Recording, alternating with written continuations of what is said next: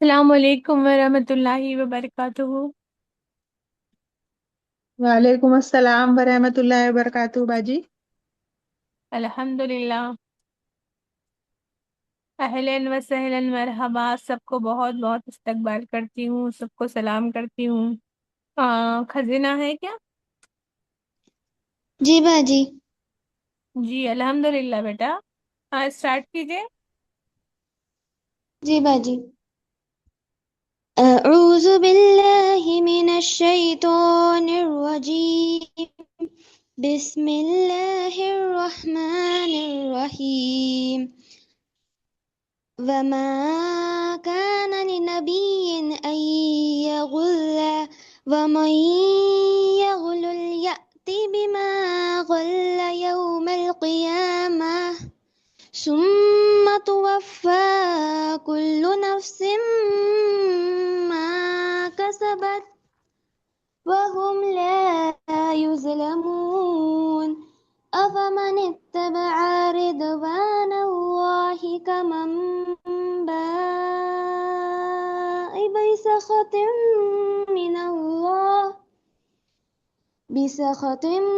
من الله ومأواه جهنم وبئس المصير۔ هم درجات عند الله والله بصير بما يعملون۔ لقد من الله على المؤمنين إذ بعث فيهم رسولا من أنفسهم يتلو عليهم آياته ويزكيهم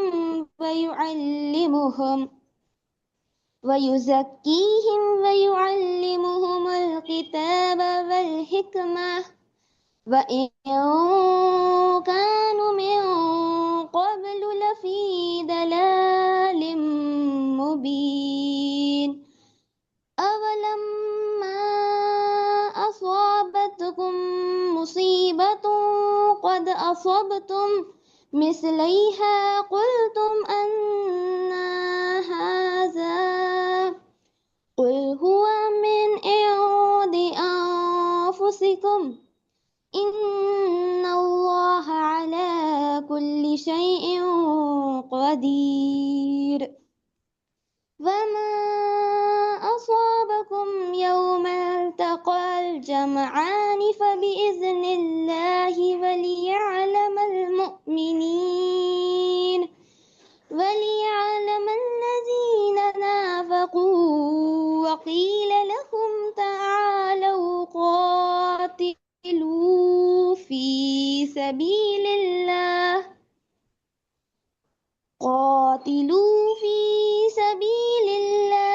أو ادفعوا، قالوا لو نعلم قتالا لاتبعناكم، هم للكفر يومئذ أقرب منهم للإيمان، يقولون بأفواههم ما ليس في قلوبهم والله أعلم بما يكتمون۔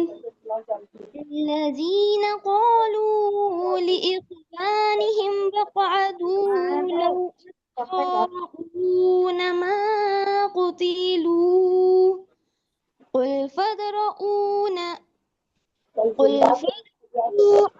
عن أنفسكم الموت إن جمعہ صحیح سے 3 دن میں ادھر ہو جائے گا۔ ایک کمرہ خالی کر کے تھوڑا سا جھاڑو وڑو لگا دیے گا تو حين قتلوا في سبيل الله أمواتا بل أحياء عند ربهم يرزقون، فرحين بما آتاهم الله من فضله ويستبشرون بالذين لم يلحقوا بهم من خلفهم ألا يحزنون يستبشرون بنعمة من الله وفضل وأن الله لا يضيع أجر المؤمنين الذين استجابوا لله والرسول من بعد ما أصابهم القرح للذين أحسنوا منهم واتقوا أجر عظيم الذين قال لهم الناس إن الناس قد جمعوا لكم فاخشوهم فزادهم إيمانا وقالوا حسبنا الله ونعم الوكيل فانقلبوا بنعمة من الله وفضل لم يمسسهم سوء واتبعوا رضوان الله والله ذو فضل عظيم إنما ذلكم الشيطان يخوف أولياءه فلا تخافوهم وخافون إن كنتم مؤمنين ولا يحزنك الذين يسارعون في الكفر إنهم لن يضروا الله شيئا يريد الله ألا يجعل لهم حظا في الآخرة ولهم عذاب عظيم إن الذين اشتروا الكفر بالإيمان لن يضروا الله شيئا ولهم عذاب أليم ولا يحسبن الذين كفروا أنما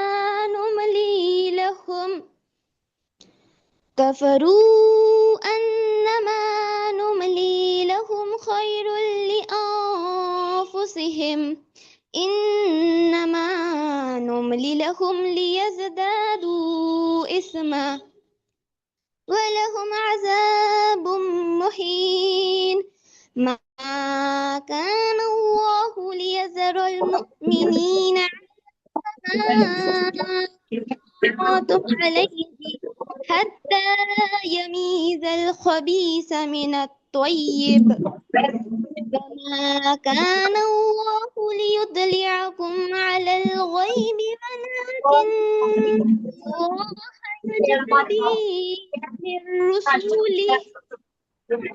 يجتبي من رسله من يشاء فآمنوا بالله ورسوله وإن تؤمنوا وتتقوا فلكم أجر عظيم ولا يحسبن الذين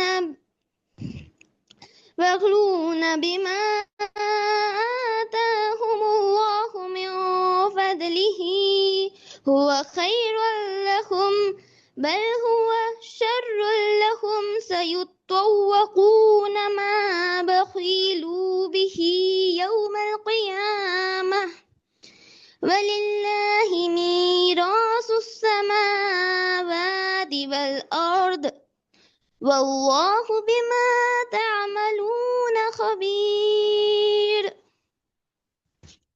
شروع اللہ کے نام سے جو بڑا مہربان بار بار رحم کرنے والا ہے۔ اور کسی نبی سے یہ نہیں ہو سکتا کہ وہ مال غنیمت میں خیانت کرے، اور جو کوئی خیانت کرے گا وہ قیامت کے دن وہ چیز لے کر آئے گا جو اس نے خیانت کر کے لی ہوں گی، پھر ہر شخص کو اس کے کیے کا پورا بدلہ دیا جائے گا اور کسی پر کوئی ظلم نہیں ہوگا۔ بھلا جو شخص اللہ کی خوشنودی کا تابع ہو وہ اس شخص کی طرح ہو سکتا ہے جو اللہ کی طرف سے ناراضی لے کر لوٹا ہو اور جس کا ٹھکانہ جہنم ہو، اور وہ بہت برا ٹھکانہ ہے۔ اللہ کے نزدیک ان لوگوں کے درجات مختلف ہیں، اور جو کچھ یہ کرتے ہیں اللہ اس کو خوب دیکھتا ہے۔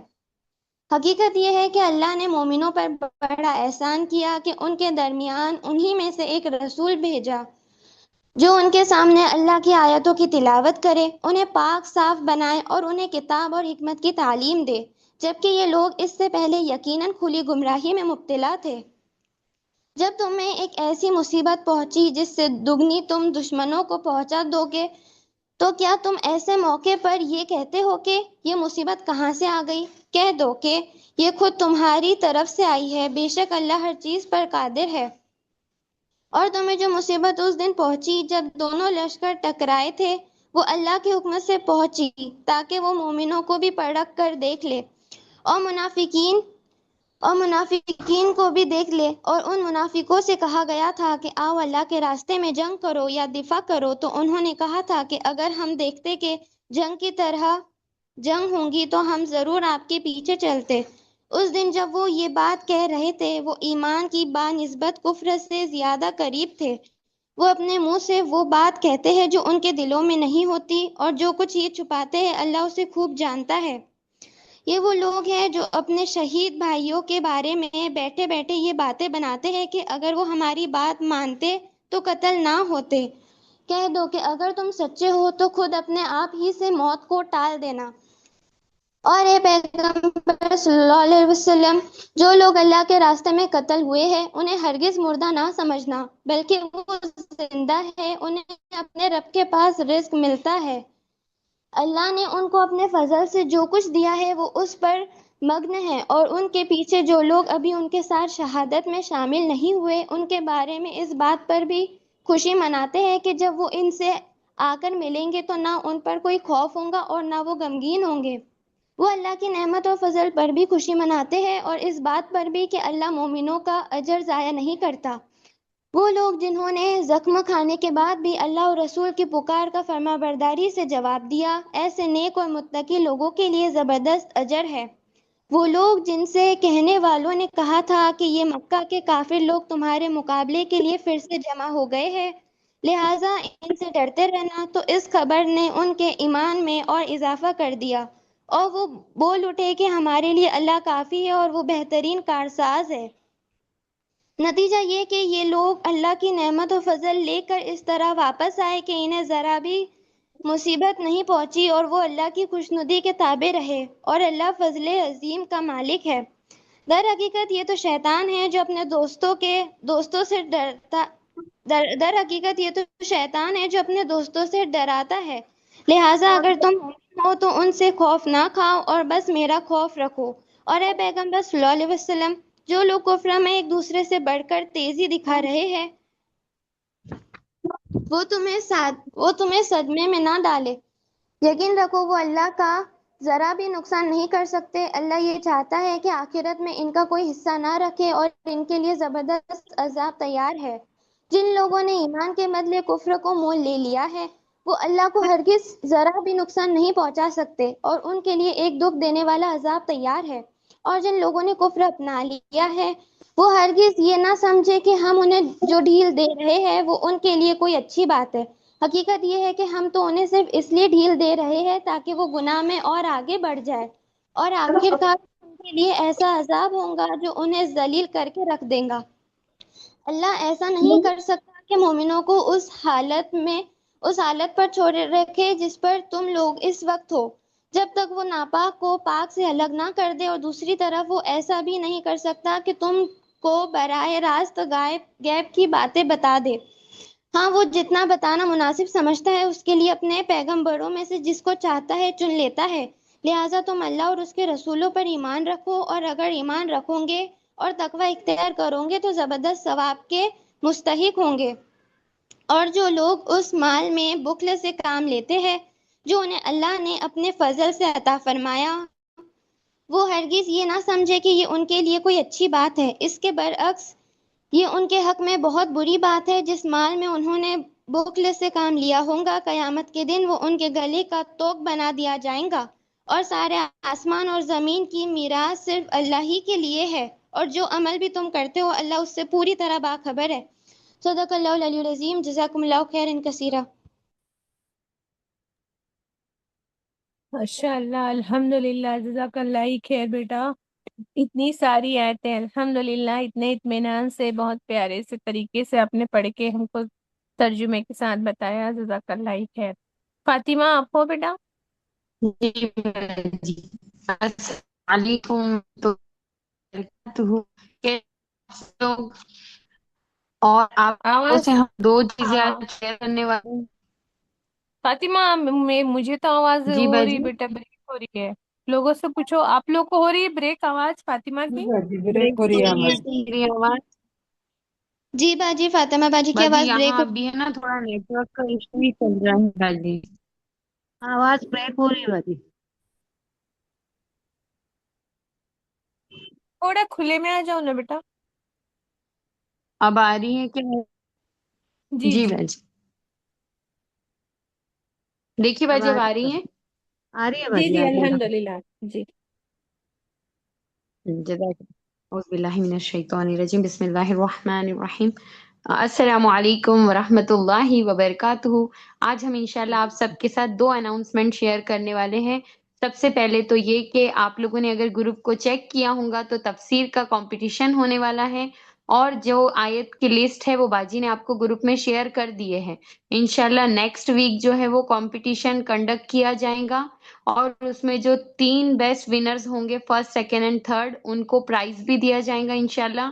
اور جو لوگ پارٹیسپیٹ کرنا چاہتے ہیں پلیز وہ اپنا آیتوں کا سلیکشن کرے اور میرے نمبر پر سینڈ کر دیں کہ وہ سورہ آل عمران کی کون سی آیتیں لینا چاہتے ہیں۔ تب تک انشاءاللہ ہماری سوریں بھی کمپلیٹ ہو جائیں گی۔ اور یہ آیتیں جو آپ کرو گے نا کمپٹیشن میں، اس کے لیے آپ گروپ کے نوٹس ریکارڈنگ سے بھی اور جو تفسیر ہوتی ہے اس میں سے بھی لے کر پریکٹس کر سکتے ہیں انشاءاللہ۔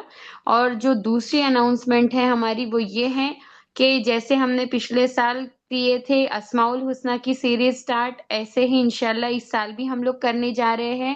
تو جو لوگ انٹرسٹیڈ ہے وہ پلیز اپنا نام مجھے دیجیے گا، اور وہ بھی جو آپ اللہ رب العالمین کا جو نام آپ سلیکٹ کریں گے وہ بھی میرے پاس ڈال دیجیے گا۔ جزاکم اللہ خیرا کثیرا۔ السلام علیکم ورحمۃ اللہ وبرکاتہ۔ جی وعلیکم السلام ورحمۃ اللہ وبرکاتہ۔ تو آپ لوگوں نے اناؤنسمنٹ سن لیا ہے الحمد للہ۔ تو آپ لوگ اپنے اپنے جلدی جلدی رسپانس دیں گے، کہیں ایسا نہ ہو کہ آپ کے جو فیوریٹ اللہ کے نام ہے وہ کوئی اور لے لے، ہے نا؟ الحمد للہ، اللہ کا نام تو سبھی تو باجی یہ نام بہترین اور جو دیں عمدہ گے ہے۔ ہم جو یہ نام دیں گے تو اس کی آپ پوری مطلب ڈیٹیل تفسیر وغیرہ سمجھائیں گے کیا؟ نہیں نہیں، آپ لوگ ہی بولیں گے، لیکن 8 سے 10 منٹ کا ٹائم دیتے ہیں نا فاطمہ؟ کتنے منٹ کا ٹائم تھا؟ 8 منٹ کا نا؟ ہاں جی باجی، 8 منٹ کا ٹائم نہیں، ہم نے ہوتا ہے۔ لاسٹ ایئر نہیں کیے تھے، یہ اس لیے پوچھا باجی۔ تو ہاں کیا وہ شیما جی مطلب باجی، اس آپ نام، نے نہیں کیے تھے۔ ہاں تو اس آٹھ نام کے منٹ بارے کا میں کیا ٹائم ہوتا کرنا ہے، جو مطلب ہے؟ اللہ رب العالمین کا جیسے الوکیل نام ہے، یا پھر جی۔ الشہید دیکھ لیجیے، آپ جو بھی نام آپ سلیکٹ کرو گے نا، الغفور ہے تو اسی کے بارے میں آپ لوگ اس پہ بولنا اچھا پڑے مطلب گا۔ سبحان پوری ڈیٹیل میں اللہ۔ ان کے بارے میں کچھ بھی حدیثیں وغیرہ یہ ہے قرآن کی ہاں، آیتوں سے سب حدیث کے حوالے ہیں۔ ساتھ سے پچھلے سال کے جو ہمارا نا ہاں حدیث ریکارڈنگ کے ہے، ساتھ۔ آپ لوگ چاہیں تو اس کو ریفر کر سکتے ہیں، پچھلے سال کا ریکارڈنگ شیئر کر دیں گے آپ کو، آپ اس کو ریفر کر سکتے ہیں، ٹھیک ہے؟ تو اپنے یہ گروپ پر باجی؟ ہاں، اسی گروپ میں، اپنے تفسیر والے گروپ میں، ٹھیک ہے؟ جی جی، انشاءاللہ۔ تو جو بھی نام لکھانا چاہتے ہیں تو فاطمہ کے پاس سب لوگ نام لکھائیے، ٹھیک ہے؟ اس کے جی لیے بھی، اور تفسیر جو کمپٹیشن ہے وہ نیکسٹ ٹیوزڈے اور ویڈنسڈے کو ہی ہوگا، ٹھیک ہے؟ اور جی زیادہ لوگ رہیں گے تو پھر تھرسڈے کو بھی کنٹینیو رکھیں گے، لیکن اپنی جو تفسیر کا دن ہے ٹیوزڈے اور ویڈنسڈے، یہی ٹائم پہ نیکسٹ ویک جو ہے کمپٹیشن رہے گا۔ آپ لوگ جو بھی آیت چاہتے ہیں آپ لوگ سلیکٹ کیجئے، ہم نے ایک پیج میں جو ہے آپ کو شیئر کیا ہے، آیت کا نمبر جو ہے آپ کو شیئر کیا ہے، آپ کو جون سا والا بھی چوز کرنا ہے تو وہ آیتیں آپ چوز کر سکتے ہیں۔ آپ کو صرف 8 سے 10 منٹ کا ٹائم ملے گا، ٹھیک ہے؟ 8 سے 10 منٹ کا ٹائم ملے گا آپ لوگوں کو بولنے کے لیے، ٹھیک ہے؟ تو اس میں بھی ٹاپرز کو جو ہے آپ لوگوں کو ایوارڈ بھی بھیجیں گے انشاءاللہ تعالی، جو بھی ہمارے وہ سے ہوگا۔ اور آپ لوگ جو ہے اب جو ہے اس کے بعد جو ہوگا یہ کمپٹیشن آپ لوگ کر لیجئے، اس کے بعد پھر جو ہے سورہ آل عمران کا ہمارا ٹیسٹ جو ہوتا ہے نا، وہ بھی گوگل فارم سے جو ٹیسٹ ہوتا ہے وہ بھی لیں گے، ٹھیک ہے، جیسے سورہ بقرہ کا ہوا تھا انشاءاللہ تعالی۔ تو ٹھیک ہے، آج کی جو آیتیں ہیں وہ ہم لیتے ہیں، اور آج اور کل میں انشاءاللہ تعالی سورہ آل عمران جو ہے ہمارا انشاءاللہ تعالی مکمل ہو جائے گا۔ اللہ سے دعا ہے کہ اللہ سبحانہ وتعالی مدد فرمائے۔ جلدی جلدی سے اپنے جو پہچان والے ہیں ان کو بلا لیجئے بھائی، بہت ہی پیاری پیاری آیتیں آنے والی ہے نا، کنجوسی کے بارے میں بھی آنے والا ہے نا، بخل کے بارے میں، اور اپنے کو خیانت کے بارے میں بھی آج ہم پڑھنے والے ہیں، خیانت کتنا بڑا گناہ ہے نا، یہ بھی پڑھیں گے انشاءاللہ تعالی۔ مال غنیمت کی محبت میں جو غلطیاں ہوئی تھی صحابہ کرام سے، اللہ دیکھو ان کو کتنے بار تبصرہ، کتنے ساری آیتوں میں 60 آیتوں میں اللہ تبصرہ کر رہے ہیں۔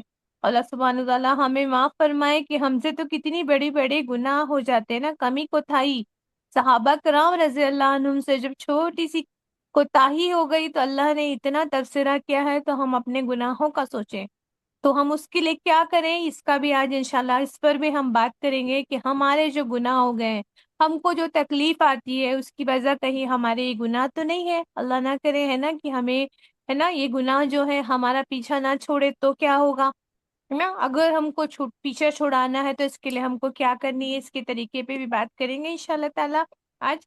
تو آپ جلدی جلدی اپنے اپنے پہچان والوں کو انوائٹ کیجئے، آپ کی پہچان سے ایک بھی بہن جڑ جاتی ہے تو اگر اس کی زندگی میں کوئی گناہ ہے اور وہ دھل جاتے ہیں تو آپ اس کا ذریعہ بنیں گے انشاءاللہ تعالی، ٹھیک ہے۔ اللہ کا نام لے کر شروع کرتے ہیں، نحمدہ و نصلی علی رسولہ الکریم، اما بعد، فاعوذ باللہ من الشیطان الرجیم، بسم اللہ الرحمن الرحیم، رب اشرح لی صدری ویسر لی امری واحلل عقدۃ من لسانی یفقہوا قولی، رب زدنی علما۔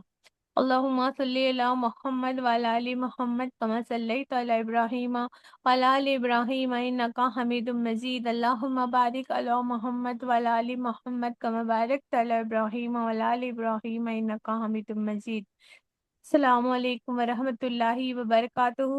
تو آج کی جو آیت ہے 161 نمبر کی آیت سے ہم اسٹارٹ کرتے ہیں۔ اللہ کیا فرما رہے ہیں 161 نمبر کی آیت میں؟ کسی نبی کا یہ کام نہیں ہو سکتا کہ وہ خیانت کر جائے، اور جو کوئی خیانت کرے تو وہ اپنی خیانت سمیت قیامت کے دن حاضر ہو جائے گا۔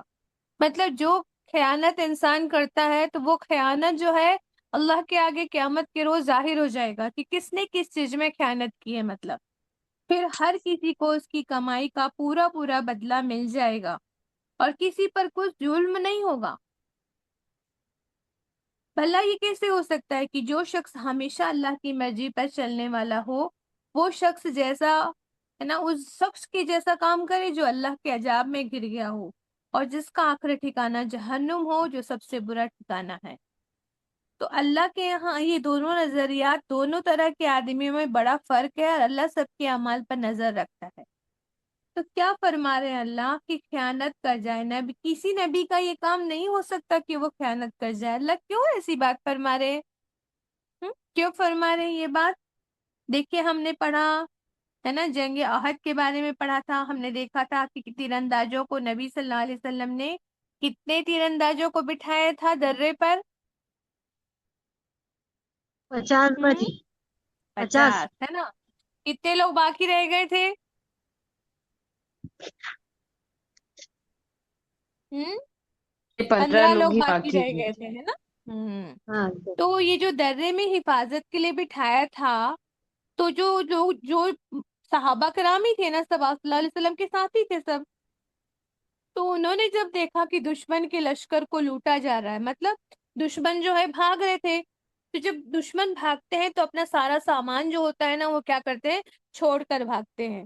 تو انہوں نے جب دیکھا کہ دشمن کے لشکر کو لوٹا جا رہا ہے، اب جب وہ چلے گئے ہیں تو ان کی دشمن کی جو سامان تھے ان کو کیا کرتے تھے، لوٹا جاتا تھا، لوٹتے تھے ان کو، جو جس کے ہاتھ میں جو آیا وہ اٹھا لیتا تھا اس کو، ہے نا، تو وہ مال غنیمت ہوتا تھا۔ تو جب انہوں نے دیکھا، جو درے پر تھے ان لوگوں نے دیکھا کہ دشمن کے لشکر کو لوٹا جا رہا ہے، تو ان کو ایسا اندیشہ ہوا، دل میں تھوڑا سا آیا کہ کہیں غنیمت کا سارا مال انہی لوگوں کو نہ مل جائے جو لوٹ رہے، اور ہم بٹوارے کے وقت محروم رہ جائیں۔ اسی وجہ سے انہوں نے کیا کی تھی، اپنی جگہ چھوڑ دی تھی، اب لڑائی ختم ہونے کے بعد جب نبی صلی اللہ علیہ وسلم مدینہ واپس آئے تو آپ صلی اللہ علیہ وسلم نے ان لوگوں کو بلا کر اس نافرمانی کی وجہ معلوم کی۔ سب کو پتا ہے اللہ کے رسول صلی اللہ علیہ وسلم نے سخت الفاظ میں کیا ہے منع کیا تھا کہ چاہے ہماری بوٹیوں ہے نا ہم کو قتل کر دیا جائے، ہماری بوٹیاں تک نوچ رہی ہوں پرندے تو بھی تم اپنی جگہ نہیں چھوڑنا۔ تو ہم نے جب اتنے سخت الفاظ میں تم کو تاکید کی تھی پھر تم نے جگہ کیوں چھوڑا؟ آپ کی بھی ان لوگوں کی جگہ چھوڑنے کی وجہ سے دشمن کیا کیے، خالد بن ولید جو ہے دشمنوں کی طرف سے تھے، وہ پیچھے سے آئے درے سے اور کیا کیے اٹیک کر دیے۔ تو جب وہ لوگ اٹیک کیے تو مسلمان کیا ہو گئے، بیچ پاٹے میں پھنس گئے، بھاگ دشمن بھاگ رہے تھے، وہ آگے تھے بھاگتے ہوئے، بیچ میں جو مسلمان تھے جو آدھے لوگ کیا ہے مال غنیمت لوٹ رہے تھے اور کچھ لوگ جو ہے ان دشمنوں کو بھگا رہے تھے۔ تو بیچ میں کون تھا؟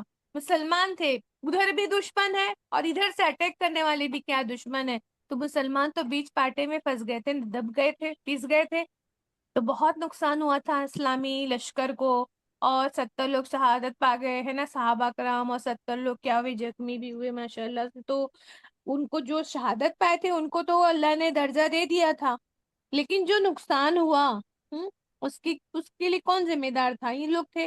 تو اللہ کے رسول صلی اللہ علیہ وسلم نے ان سے بلا کر نافرمانی کی وجہ پوچھی، تم نے جگہ کیوں چھوڑا؟ تو انہوں نے جو جواب دیا، جو وجہ بتائی تھی، وہ بہت کمزور تھی۔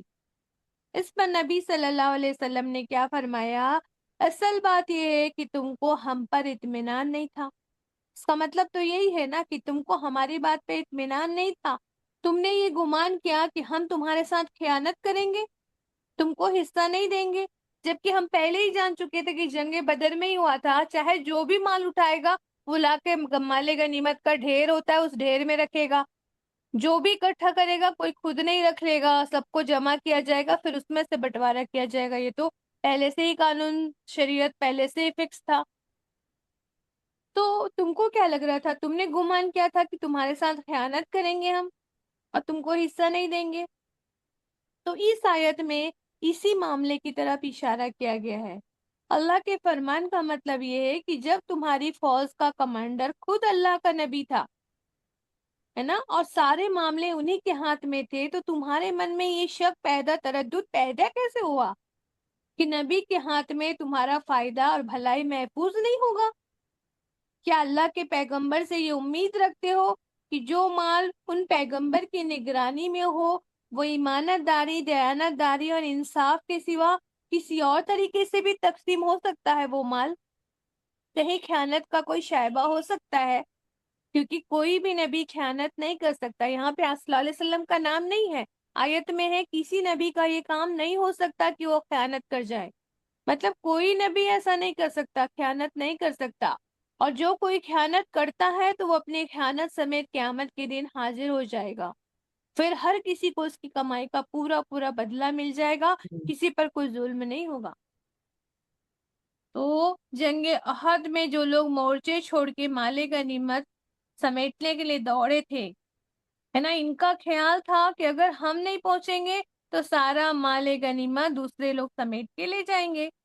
اسی بات پر یہاں تنبیہ کی جا رہی ہے، اللہ ایک دم کلیئر کٹ ورڈ میں تنبیہ کر رہے ہیں، آخر تم نے یہ یقین کیسے کر لیا بھائی کس مال سے تمہارا حصہ تم کو نہیں دیا جائے گا؟ کیا تمہیں نبی صلی اللہ علیہ وسلم کی امانت پر اطمینان نہیں؟ یاد رکھو کہ ایک پیغمبر سے کسی قسم کی خیانت کا تصور ممکن ہی نہیں ہے۔ تو معلوم ہوا غلول ورڈ جو آیا ہے یہاں پہ کیا آیا ہے؟ غلول، وما کان لنبی ہے نا این یغل، تو غلول کا مطلب ہوتا ہے خیانت ہے نا، اس میں ناانصافی کا مطلب بھی نکلتا ہے کہ تقسیم میں ناانصافی کا معنی بھی نکلتا ہے، تو یہ بھی غلول ہے کہ تقسیم سے پہلے مال غنیمت میں سے کوئی چیز بلا اجازت اٹھا لی جائے، یہ بھی اس میں آتا ہے کہ تقسیم سے پہلے مال غنیمت میں سے کوئی چیز بلا اجازت کے اٹھا لی جائے ہے نا، یا پھر تقسیم میں ناانصافی کی جائے۔ تو خیانت نبوت کے منافی ہے، منافع مینس اپوزٹ ہے، خیانت جو ہوتا ہے نبوت کے منافی ہے، اگر نبی ہی خائن ہو جائے نعوذ باللہ سما نعوذ باللہ پھر اس کی نبوت پر یقین کیوں کرو گا نا؟ اگر کوئی نبوت کا دعویٰ کرنے والا نعوذ باللہ خائن ہو جائے، خیانت والا ہو جائے، تو نبوت کا کیوں کر لوگ اس کو قبول کریں گے نبوت کو؟ سیدنا عبداللہ بن عباس رضی اللہ عنہ بیان کرتے ہیں کہ یہ جو آیت ہے نا، ایک سرخ چادر کے بارے میں نازل ہوئی ہے جو بدر کے دن گم ہو گئی تھی۔ مطلب انہوں نے اپنا عبداللہ بن عباس رضی اللہ عنہ نے بیان کیا ہے کہ ان کے خیال سے یہ جو آیت ہے نا، ایک سرخ چادر کے بارے میں نازل ہوئی جو بدر کے دن گم گئی تھی۔ بعض لوگوں نے کہا کہ شاید اسے رسول صلی اللہ علیہ وسلم نے لے لیا ہو، نعوذ باللہ۔ انہوں نے جب یہ بات کہی نا تو اللہ سبحانہ تعالیٰ نے اس موقع پر یہ آیت کریمہ نازل فرما دی۔ مطلب جب یہ بولا گیا کہ بدر میں ایک سرخ رنگ کی جو چادر تھی وہ گم ہو گئی، تو کچھ لوگوں کی زبان سے یہ نکل گیا تھا کہ شاید رسول صلی اللہ علیہ وسلم نے لے لیا ہو، کیونکہ اس میں آپ دیکھ رہے ہیں کہ بدر کی جنگ ہے، مطلب سٹارٹنگ ہے، یہ پہلی جنگ ہے۔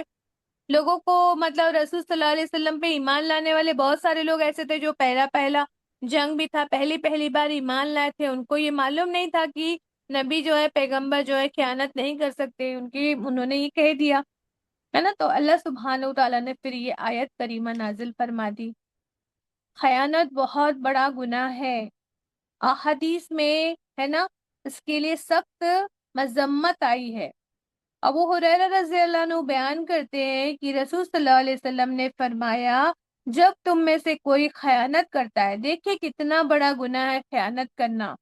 ہمارے پاس کوئی امانت رکھ کے جاتا ہے تو کیا ہوتا ہے، کئی بار ہم کیا کرتے ہیں، اس کو ہے نا اس پہ خیانت کر جاتے ہیں۔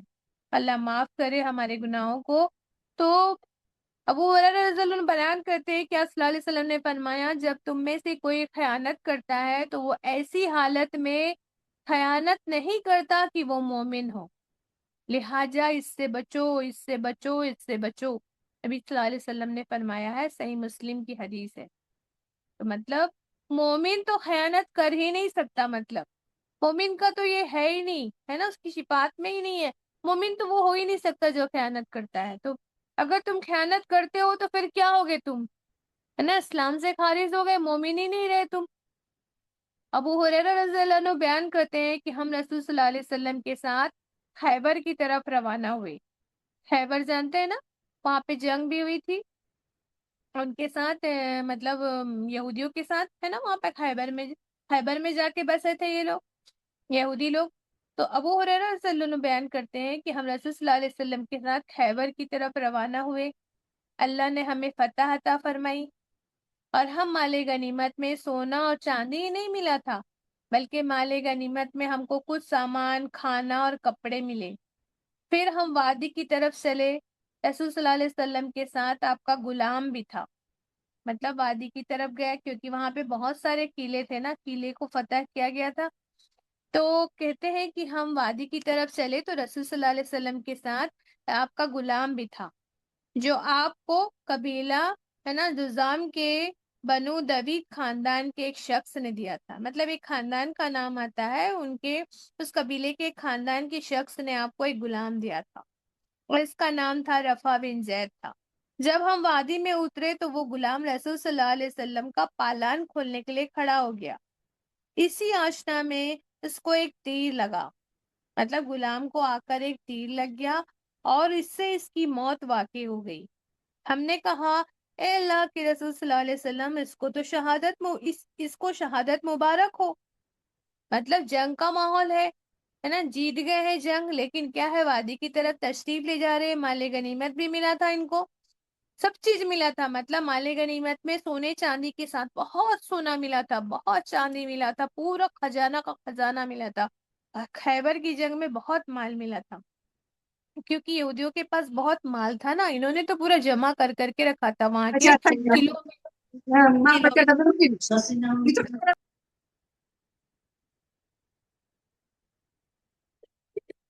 تو ایک اگر غلام ہے، کیوں بار بار ایسا ہو رہا ہے، کس کا کھلا ہے مائک؟ کسی کا وہ بھی دکھ رہا ہے لیکن مجھے نہیں دکھ رہا ہے اس میں. کسی کا وہ بھی کیمرہ بھی چالو ہے بیٹا. ہاں کیمرہ بھی بند کرو. کس کا چالو ہے؟ شیما باجی کا چالو ہے باجی کیمرہ. کن کا چالو ہے؟ شیما باجی. یہاں تو نہیں آ رہا ہے بیٹا. ایسے آئے گا کیا؟ میرا تو مائک کیمرہ سب بند ہے. ایسے لیکن اس میں نہیں آ رہا شروع ہے. ہے. ہاں آپ دکھا. اوکے. جزاک اللہ خیر. چلو ٹھیک ہے نا. تو پھر آپ دیکھیں جنگ کے لیے آئے ہیں. ساتھ میں ایک غلام ہے آپ صلی اللہ علیہ وسلم کے ساتھ. وہ اس غلام کو اسی جنگ کے دوران ہی کیا ہوا، ایک تیر لگ رہا ہے. تو اپنے حساب سے اگر ہم صحیح طریقہ دیکھیں گے، صحابہ کرام برابر بول رہے تھے کہ اللہ کے رسول اس کو تو شہادت مل گئی ہے نا، شہادت مبارک کر رہے ہیں. تو رسول صلی اللہ علیہ وسلم نے فرمایا ہرگز نہیں، ہرگز نہیں، قسم اس ذات کی جس کے ہاتھ میں محمد صلی اللہ علیہ وسلم کی جان ہے، وہ چادر جو اس نے خیبر کے دن تقسیم سے پہلے مال غنیمت میں سے چرائی تھی، وہ اس پر آگ بن کر بھڑک رہی ہے. یہ سن کر لوگ بہت گھبرائے. مطلب مال غنیمت میں کوئی کیا ہوگا، چادر بھی ملی ہوگی. تو چادر جو اس نے خیبر کے دن تقسیم سے پہلے مال غنیمت میں سے چرائی تھی، وہ اس پر آگ بن کر بھڑک رہی ہے. یہ سن کر لوگ گھبرا گئے. ایک شخص ایک یا دو تشمے لے کر آیا. اسی سمے کی بات ہے. ایک شخص آیا، اس کے ہاتھ میں تشمے تھے، جو جوتے باندھتے ہیں نا اس کی لیس نہیں ہوتی ہے، ویسے کچھ ہوگا لیس ٹائپ کا. ایک یا دو تشمے لے کر آیا اور کہنے لگا، اے اللہ کے رسول صلی اللہ علیہ وسلم، یہ مجھے خیبر کے دن ملا تھا. لوگ ڈر گئے نا جب یہ بات سنے کہ نہیں، اس نے چادر مال غنیمت میں سے چرایا تھا، اس لیے اس کو نہ شہادت نہیں ملے گا. اس کو تو آگ بھڑک رہی ہے نا، آگ بن کر بھڑک رہی ہے وہ چادر اس پر. تو اس کو تشمے ملے ہوں گے. ایک شخص کو اس نے لا کے واپس کیا اللہ کے رسول صلی اللہ علیہ وسلم کو. تو رسول صلی اللہ علیہ وسلم نے فرمایا یہ آگ کا تشمہ تھا. ایک یا آگ کے دو تشمے تھے. یہ مطلب جو تمہارے پاس رہ گئے تھے نا مال غنیمت میں سے، ایک یا دو آگ کے تشمے ہیں. یعنی اگر یہ ہے نا جمع نہیں کرتے تم، تو یہ آگ کے تشمے ہوتے جس سے وہ جلایا جاتا شخص. تو یہ مسلم کی حدیث ہے. ابو ہریرہ رضی اللہ عنہ اس کے راوی ہیں. سیدنا عمر بن خطاب رضی اللہ عنہ بیان کرتے ہیں کہ خیبر کے دن کو صحابہ تشریف لائے. انہوں نے کہا کہ فلاں شہید ہے، فلاں شہید ہے، حتیٰ کہ ایک شخص کے پاس آئے اور کہنے لگے کہ یہ بھی شہید ہے. تو رسول صلی اللہ علیہ وسلم نے فرمایا ہرگز نہیں، کیونکہ میں نے اسے اس چادر یا ہے نا ابا کی وجہ سے جہنم میں دیکھا ہے. کوئی چیز اوڑھنے کی چادر تھی یا کوئی چادر کا ٹکڑا تھا جس کی وجہ سے میں نے اس کو جہنم میں دیکھا ہے. تو جس کی اس نے خیانت کی تھی. پھر فرمایا ابن خطاب جاؤ اور لوگوں میں یہ اعلان کر دو کہ جنت میں صرف مومن ہی داخل ہوں گے. اب ابن خطاب رضی اللہ عنہ سے فرما رہے ہیں کہ جاؤ لوگوں میں سب میں اعلان کر دو کہ جنت میں صرف مومن ہی داخل ہوں گے. عمر رضی اللہ عنہ بیان کرتے ہیں کہ میں نے باہر نکل کر یہ اعلان کر دیا، لوگوں جنت میں صرف مومن ہی داخل ہوں گے. ابن خطاب کون ہے؟ عمر رضی اللہ عنہ. ٹھیک ہے. تو ان سے کہا کہ جا کر اعلان کر دو کہ جنت میں صرف مومن ہی داخل ہوں گے. تو عمر رضی اللہ عنہ فرماتے ہیں میں نے اعلان کر دیا لوگوں جنت میں صرف مومن ہی داخل ہوں گے. یہ مسلم کی حدیث ہے. ابو ہریرہ رضی اللہ عنہ بیان کرتے ہیں کہ ایک دن رسول صلی اللہ علیہ وسلم ایک دن ہمارے درمیان ہے نا کھڑے ہوئے تھے اور آپ نے خیانت کا ذکر فرمایا اور اسے سخت گناہ، بڑا گناہ قرار دیتے ہوئے فرمایا تھا. کیا فرمایا تھا؟ یہ بہت زیادہ امپورٹنٹ ہے. آپ دیکھیے اس میں آیا نا آیت میں کہ جو کوئی خیانت کرے وہ اپنی خیانت سمیت قیامت کے دن حاضر ہو جائے گا. مطلب جس چیز کی خیانت کرے گا اس کو لے کر وہ وہاں پر قیامت کے دن حاضر ہوگا. تو اس سے یہ ریلیٹڈ حدیث ہے، آپ سنیے بڑے دھیان سے. فرمایا کہ میں تم میں سے کسی کو، اللہ کے رسول صلی اللہ علیہ وسلم نے فرمایا بڑا گناہ کہا ہے نا، اسے سخت گناہ دیتے قرار کرتے ہوئے فرمایا میں تم میں سے کسی کو اس حال میں نہ پاؤں کہ وہ قیامت کے دن میرے پاس آئے اور اس کی گردن پر اونٹ بلبلا رہا ہو.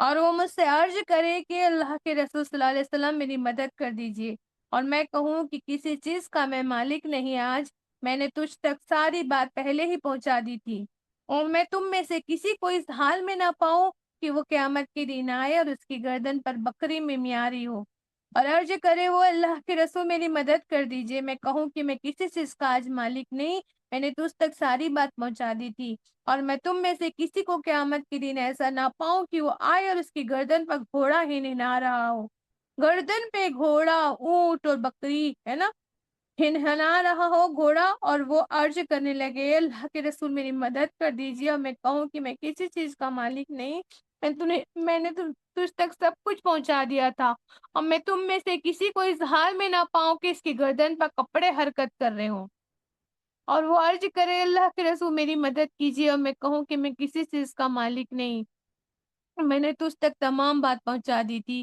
اور میں تم میں سے کسی کو اس حالت میں بھی نہ پاؤں کہ وہ قیامت کے دن آئے اور اس کی گردن پر سونا چاندی ہو، اور وہ عرض کرے اللہ کے رسول میری مدد کر دیجیے، اور میں کہوں کہ میں کسی چیز کا مالک نہیں، میں نے تجھ تک تو ساری بات پہنچا دی تھی۔ تو سمجھ میں آ رہی ہے بات کہ انہوں نے جس انسان نے جس چیز میں خیانت کی ہوگی، کسی کے پاس کوئی بکری چھوڑ کر گیا، پہلے زمانے میں لوگ تجارت کے لیے کام سے جاتے تھے تو دوسروں کے پاس کیا چھوڑ کے جاتے تھے، کچھ نہ کچھ مال وال، اپنی چیزیں، بکری، اونٹ، گائے جو بھی ہوتی تھی سب چھوڑ کے جاتے تھے، کوئی سونا چاندی کسی کو ہے نا، کسی کی مطلب مال غنیمت ہے مان لو، وہ بھی کیا ہے، اس پہ بھی خیانت نہیں کرنا ہے، کوئی کسی کا سونا چاندی ہے اس پہ بھی خیانت نہیں کرنی ہے۔ اب جیسے کہ آپ دیکھیں کہ آپ زمین ہوتا ہے نا، جب آس پڑوس میں زمین کیا ہوتی ہے، جو بیچ کی زمین ہوتی ہے اس میں دونوں کا حصہ رہتا ہے نا، دونوں اس میں سے آنا جانا کر سکتے ہیں، چلت پھرت کر سکتے ہیں نا، لیکن کیا ہوتا ہے آس پڑوس میں جب بھی گھر بنتا ہے تو کیا ہوتا ہے، لڑائی جھگڑے ہوتے ہیں، اور لوگ کیا کرتے ہیں، ایک بلشت بھی تھوڑا سا بھی زمین کوئی کسی کی لے لیتا ہے، اپنے میں شامل کر لیتا ہے، تو اس کے لیے کتنا بڑا گناہ ہے۔ تو ابھی ہم ان میں اور یہ حدیث بھی آئے گی تو انشاءاللہ تعالی ہم پڑھتے ہیں نا، تو یہ جو چیزیں جن چیز کی خیانت کی ہوگی نا وہ اس کے ساتھ ہوگا، مطلب گردن میں اونٹ کی خیانت کا ہوگا تو اونٹ جو ہے گردن پہ ہوگا، سونے چاندی کی خیانت کیا ہوگا تو سونا چاندی ہوگا، کیسے ہوگا، سونے چاندی کا آپ لوگ پڑھ چکے ہیں، توق کی طرح ہوگا ہے نا، گنجے سانپ کی طرح ہوگا، جو بھی چیز آپ نے کیا ہوگا وہ ہنہنا رہا ہوگا، تو گھوڑا کا ہنہنانا کتنا تکلیف دائق ہوگا، چھوٹی سی گردن اپنی اس میں اونٹ کو بٹھا دیا جائے گا اور وہ کیا کر رہا ہوگا ہے نا، بل بلا رہا ہوگا اونٹ، تو کتنی تکلیف ہوگی انسان کو۔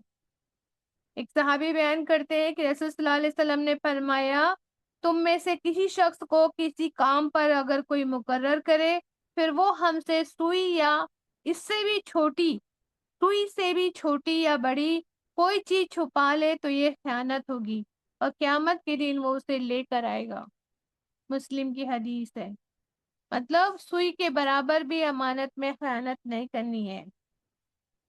ایک صحابی تھے ابو مالک اشجعی رضی اللہ عنہ بیان کرتے ہیں کہ نبی کریم صلی اللہ علیہ وسلم نے فرمایا، اللہ تعالیٰ کے یہاں ایک ہاتھ زمین، دیکھو اللہ تعالیٰ کے یہاں ایک ہاتھ زمین پر ناجائز قبضہ بہت بڑی خیانت ہے۔ تم دیکھتے ہو کہ دو آدمی زمین یا گھر کے اعتبار سے پڑوسی ہوتے ہیں، یا تو ان کی زمین ہے نا، یا پھر گھر کے اعتبار سے دو پڑوسی ہوتے ہیں، اور ان میں سے ایک اپنے ساتھی کے حصے میں سے ایک ہاتھ زمین پر قبضہ کر لیتا ہے، تو یہ ایک ہاتھ زمین کے عوض اللہ سبحانہ تعالیٰ اسے قیامت کے دن ساتوں زمینوں کا طوق پہنائے گا، اللہم اجرنا من النار، ساتوں زمین کا طوق پہنائے گا اللہ ایک ہاتھ زمین کے بدلے میں، اگر تم اپنے پڑوسی کا زمین مار لیتے ہو، یہاں تو پڑوسی، یہاں تو رشتہ داروں کی زمین مار لیتے، اپنے خون کے رشتے کی زمین مار لیا جاتا ہے، تو کتنا بڑا گناہ ہے، دیکھو حصے پہ ہڑپ جانا، کسی کی زمین جائیداد کو ہڑپ جانا، کسی کا بھی حصہ ہڑپ جانا کتنا بڑا گناہ ہے۔ ابو حمید سعدی رضی اللہ عنہ بیان کرتے ہیں، رسول صلی اللہ علیہ وسلم نے ایک خاندان تھا، اس کے ایک شخص کو زکوٰۃ وصول کرنے کے لیے عامل بنا کر بھیجا، جیسے زکوٰۃ وصول کرنے کے لیے دوسرے جگہ صحابہ کرام کو بھیجا جاتا تھا کہ فلاں جگہ میں اسلام قائم ہو گیا ہے، ان لوگوں نے کیا کیا ہے نا، زکوٰۃ دینے کا وعدہ کیا تو تم زکوٰۃ وصول کر کے لاؤ، جب وہ واپس آئے تو کہنے لگے کہ یہ مال تو تمہارے لیے ہے، اور یہ مجھے ہدیہ دیا گیا، ہمارے لیے ہے اور یہ ہم کو ہدیہ دیا گیا ہے۔ تو رسول صلی اللہ علیہ وسلم ممبر پر جلوہ افروز ہوئے اور آپ صلی اللہ علیہ وسلم نے فرمایا اس عامل کو کیا ہو گیا ہے کہ ہم اسے بھیجتے ہیں اور جب وہ واپس آتا ہے تو کہتا ہے یہ مال مجھے ہدیہ دیا گیا ہے، وہ اپنے باپ اور ماں کے گھر میں کیوں نہ بیٹھا رہا، پھر دیکھتا ہے کہ اسے ہدیہ ملتا ہے کہ نہیں۔ مطلب ہم نے اس کو بھیجا ہے تبھی اس کو یہ ہدیہ ملا نا، ہم نے بھیجا اس کو زکوٰۃ وصول کرنے کے لیے، اس لیے اس کو یہ ہدیہ بن ملا۔ اگر وہ ایسا اتنا ہدیہ پانے والا تھا تو کیا کرتا، اپنے ماں باپ کے گھر میں بیٹھا رہتا، پھر دیکھتا کہ اسے ہدیہ ملتا ہے کہ نہیں ملتا ہے۔ اس ذات کی قسم جس کے ہاتھ میں محمد صلی اللہ علیہ وسلم کی جان ہے، جو شخص بھی کسی چیز کی خیانت کرے گا وہ چیز قیامت کے دن اس کی گردن پر ہوگی۔ یہ اس حدیث کا کیا ہے، ایکسپلینیشن ہے جو ہم نے ابھی پڑھا تھا کہ جو شخص بھی کسی چیز کی خیانت کرے گا تو وہ جس چیز کی خیانت کرے گا قیامت کے دن اس کی گردن پر وہی ہوگی۔ اگر اونٹ ہوگا تو وہ اونٹ بلبلا رہا ہوگا، گائے ہوگی تو وہ چلا رہی ہوگی، اگر بکری ہوگی تو وہ میمیا رہی ہوگی۔ بخاری، مسند احمد، مسلم، بہت سارے حدیث کی کتابوں میں یہ والی حدیث ملتی ہے۔ عبداللہ بن بریدہ رضی اللہ عنہ فرماتے ہیں، اپنے باپ سے بیان کرتے ہیں کہ محمد صلی اللہ علیہ وسلم نے فرمایا جس شخص کو ہم نے عامل بنایا، مطلب زکوٰۃ وصول کرنے کا یا کام کے لیے بھیجا، اور اس کو اس کی تنخواہ بھی دے دی، تو پھر اس کے بعد وہ جو کچھ لے گا وہ خیانت ہوگی۔ اس سے پتہ چلتا ہے کہ جو کام کرتے ہیں، جیسے کوئی انسٹیٹیوٹ ہے اس کے لیے جو کام کرتے ہیں اس پیسے سے اس کی کیا ہے، تنخواہ دی جا سکتی ہے، لیکن تنخواہ کے علاوہ اگر وہ کچھ لیتا ہے، جیسے آپ دیکھیے ہم لوگوں نے فار ایگزامپل ہے نا، جیسے ابھی ہم نے حدیث کی کلاس چالو کی تو ہم نے کیا کیا، سب سے فیس لیا ہے نا، وہ تو زکوٰۃ بھی نہیں ہے نا، وہ تو فیس تھی نا، تو اس میں بھی یہ کیا ہو گیا، انسٹیٹیوٹ کا کام ہو گیا، تو اس میں خیانت نہیں کرنی ہے، نہ میں بھی نہیں کر سکتی اور میرے کام کرنے والے جو ہے نا ایڈمن ہے وہ بھی نہیں کر سکتے۔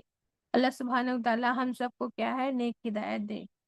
تو اسی مال کے حرص محبت امڑ آنے کے بعد جب یہ جو ہے نا صحابہ کرام کا جو گروپ تھا یہ خیانت کا ہے نا، خیانت کر لی، نافرمانی کر لی ہے نا، تو پھر کیا کہا اللہ نے، ہے نا، رہتی دنیا تک کے اللہ نے یہ وسوسہ نکال دیا، ہے نا، ضروری تھا کہ ان کو لگ رہا تھا کہ شاید رسول صلی اللہ علیہ وسلم کیا کریں گے، ہم کو برابر سے تقسیم نہیں کریں گے مال غنیمت، شاید ان کے دل میں یہ ہوگا، تو اللہ سبحانہ وتعالیٰ نے قیامت تک کے لیے ان کے دل کا جو وسوسہ تھا اس کو نکال دیا۔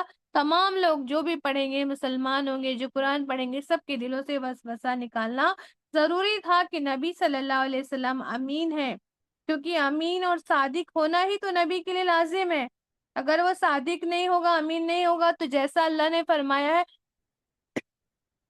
جیوں کا تیوں کیسے سنائے گا، کیونکہ اللہ کی جو احکامات ہے اس کو جیوں کا تیوں سنانا ہے نا، اس میں خیانت نہیں کرنی ہے۔ میں قرآن میں جو پڑھ رہی ہوں آپ تک کہ جیوں کا تیوں مجھے پہنچانا ہے نا، خیانت نہیں کرنی ہے۔ میں کوئی بات کو اپنے دل میں چھپا کے تم لوگوں کو برا لگے گا کہ ارے میرے اسٹوڈینٹ کو اس بات سے برا لگے گا اس لیے میں چھپا نہیں سکتی کوئی بات کو، تو یہ تو میں ایک اسٹوڈینٹ، میں خود ایک اسٹوڈینٹ ہے، طالب علم ہوں، میں یہ نہیں کر سکتی تو نبی کیسے کر سکتے ہیں یہ کام؟ تو اللہ نے یہی بتانا چاہا تھا کہ نبی کیا ہوتے ہیں، نبی تو صادق اور امین ہوتے ہیں، تبھی تو وہ اللہ کی تعلیمات کو صداقت اور امانت سے پہنچاتے ہیں نا، تبھی تو ان کا اتباع ممکن ہوگا۔ اتباع کے بنا تو اللہ کی محبت ہی نہیں ملتی نا، تو ان کی اتباع تبھی تو ہوگی۔ لہٰذا یہ جو ہلکا سا امکان آیا تھا نا صحابہ کرام کے اندر، اس وجہ سے اللہ نے اس خیانت کی وجہ کو رد کرنے کے لیے یہ آیت نازل فرمایا۔ کسی نبی کے لائق نہیں کہ وہ خیانت کر جائے، اور نہ ہی اس کے پیروکاروں کے لیے بھی خیانت کا ارتکاب ممکن نہیں ہے۔ اچھا، یہ تو ایک واقعہ جو سچ میں ہم نے جو پڑھتے آ رہے ہیں اس حساب سے یہ بیان کیا گیا نا، خیانت والی آیت کیوں آئی۔ لیکن ایک اور بیان آتا ہے، ایک اور تفسیر کی کتابوں میں اگر آپ جائیں گے نا، تفسیر کی کتابوں میں ایک واقعہ اور آتا ہے اس کے ساتھ۔ کیا ہوا تھا، وہ واقعہ کیا تھا، دمشق میں نا حضرت علی رضی اللہ عنہ تھے، دمشق کے گورنر یا جو بھی بنائے گئے ہوں گے وہاں کے، دمشق سے حضرت علی رضی اللہ عنہ نے نبی صلی اللہ علیہ وسلم کو تحفتاً ہدیتاً ایک چمڑے کی تھیلی بھیجی تھی جس کے اندر 3-4 سونے کی ڈلیاں تھیں۔ اب آپ بولیں گے سونے کی ڈلیاں کیا ہوتی ہیں؟ ڈلیاں کیا ہوتی ہیں؟ سونے کی ڈلیاں سمجھتے ہیں آپ لوگ؟ ہم سونا تو سمجھتے ہیں، سونے کی ڈلی سمجھتے ہیں؟ ہم؟ سونا کروڈ جی، سونا ہوتا ہے مطلب، ہے نا؟ وہ کروڈ ہوتا گرنی ہے ہوتی ہے نا، باجی مطلب کی ڈھیلے ٹائپ پیور میں یا سونا گرنی باجی، ہوتی ہے نا پیور سونا، ہاں اس پیور کو گرنی سونا پیور بنا تھا۔ پیور ڈائس نہیں کے بول سکتے، ڈھلیا جو ہوتی ہے نا، ڈھلیا میں کیا ہوتا ہے؟ کروڈ سونا ہوتا ہے، جس طریقے سے اس کو زمین سے نکالا جاتا ہے، سونا جو نکالا جاتا ہے نا اس میں جو ہے اوریجنل پیورٹی نہیں حالت کا۔ ہوتی ہے۔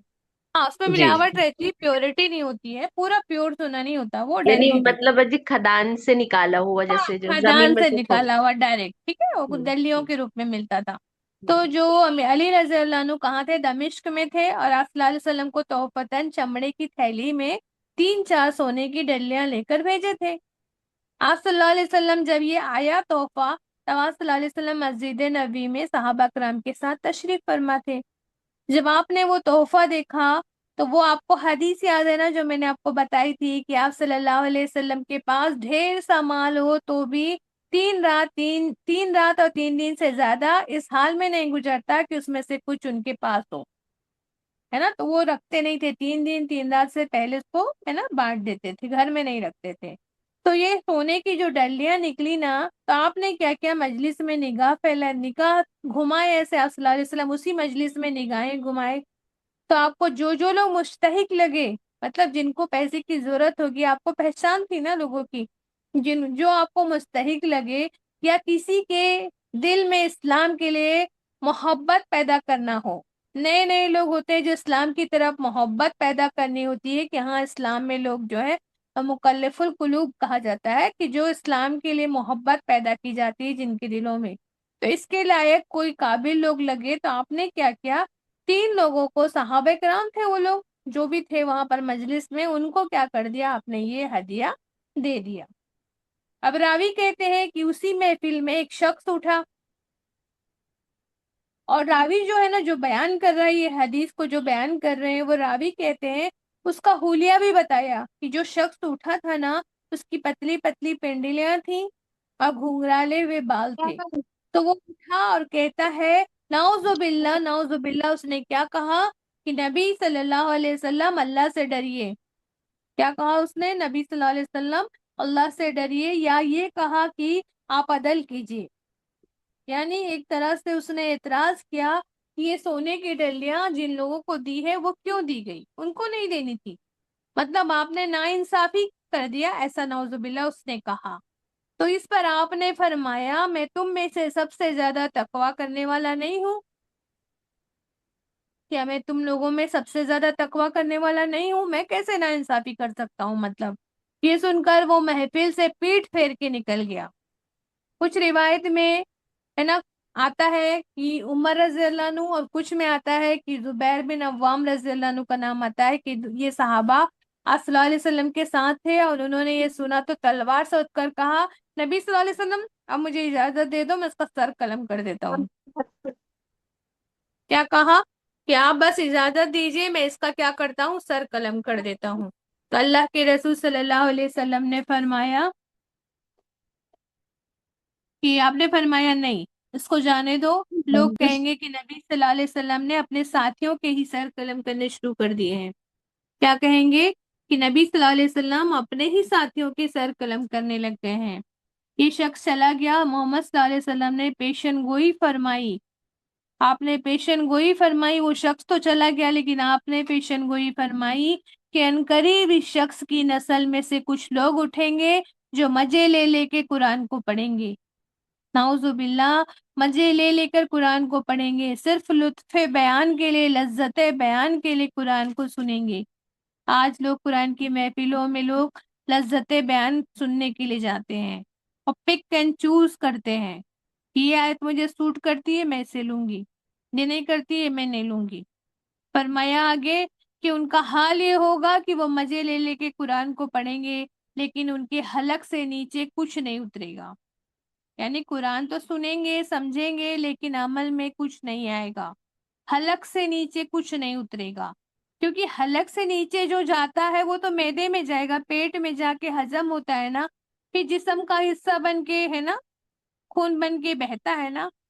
جو حلق سے اوپر ہوتا ہے حلق کے نیچے ہی نہیں جا رہا تو اوپر ہوگا، تو جب حلق کے اوپر ہوگا تو وہ کہہ کر کے اگل دیا جاتا ہے نا، وہ نہ تو جسم کو قوت دے گا نہ ہی توانائی دے گا، تو وہ مزے لے لے کے قرآن پڑھیں گے لیکن حلق سے نیچے کچھ نہیں اترے گا، وہ دین سے ایسے نکل جائیں گے جیسے تیر کمان سے نکل جاتا ہے، کمان سے نکلا تیر پھر واپس نہیں آتا ہے، اس لیے فرمایا جیسے تیر کمان سے نکل جاتا ہے، مطلب لذت بیان کے لیے جو قرآن سنتے ہیں عمل نہیں کرتے، وہ دین سے سارے ایسے نکل جاتے ہیں جیسے تیر کمان سے نکل جاتا ہے۔ اللہ سبحانہ تعالیٰ نے نبی صلی اللہ علیہ وسلم کے حوالے سے جو ایک ہلکی سی جو وہم آ رہی تھی اس کی نفی فرما دی، اور فرمایا ہے نا، آگے پھر کیا فرمایا دیکھتے ہیں، آگے فرمایا کہ بھلا یہ کیسے ہو سکتا ہے کہ جو شخص ہمیشہ اللہ کی مرضی پر چلنے والا ہو وہ شخص اس جیسا کام کرے جو اللہ کے عذاب میں گر گیا ہو، اور جس کا آخری ٹھکانہ جہنم ہو جو سب سے برا ٹھکانہ ہے۔ تو یہ انہی لوگوں کی باتیں ہیں جنہوں نے خیانت کیا، ان لوگوں کے جیسے نبی کیسے ہو سکتے ہیں؟ اللہ فرما رہے ہیں اللہ کے نزدیک دونوں طرح کے آدمیوں میں بہت بڑا فرق ہے، جو خیانت کرتا ہے وہ اور جو نہیں کرتا ہے وہ، اور اللہ سب کے اعمال پر نظر رکھتا ہے۔ حقیقت میں اب یہ جو اللہ فرما رہے ہیں آگے کہ حقیقت میں ایمان والوں پر تو اللہ نے بہت بڑا احسان کیا ہے۔ یہ کیا ہے؟ ابراہیم علیہ السلام کی دعا بھی تھی نا، ہم پڑھ چکے ہیں یہ آیت کو، پھر سے آ رہا ہے یہ آیت ہے نا، اللہ نے بہت بڑا احسان کیا ہے کہ مومنوں میں ایمان والوں میں ان کے بیچ خود انہی میں سے ایک ایسا پیغمبر اٹھایا جو ان کی آیتیں انہیں سناتا ہے، ان کی زندگیوں کو سنوارتا ہے، ان کو کتاب اور دانائی کی تعلیم دیتا ہے، حالانکہ اس سے پہلے یہ لوگ گمراہیوں میں پڑے ہوئے تھے۔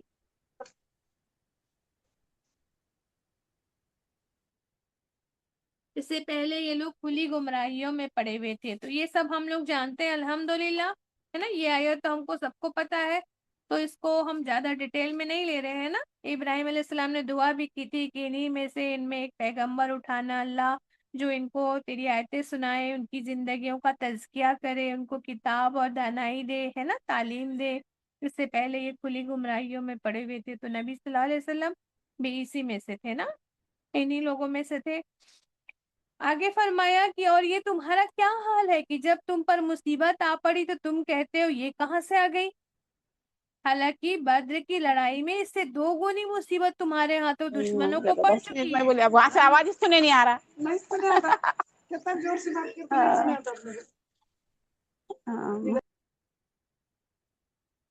آواز آ رہی نا میری؟ نہیں آ رہی کسی کو؟ یہ آپ لوگ اپنا مائک بند رکھیں گے بیٹا، ہاں خیال رکھیے۔ تو یہ تمہارا کیا حال ہے جب تم پر مصیبت آئی تو تم کہنے لگے یہ ہم پر کیوں آ گئی ہے نا، حالانکہ بدر میں تو اس سے 2 گنی مصیبت تم نے دشمنوں کو دی تھی۔ اے نبی ان سے کہو یہ مصیبت تمہاری اپنی لائی ہوئی ہے، یہ آیت بہت امپورٹنٹ ہے ہمارے لیے۔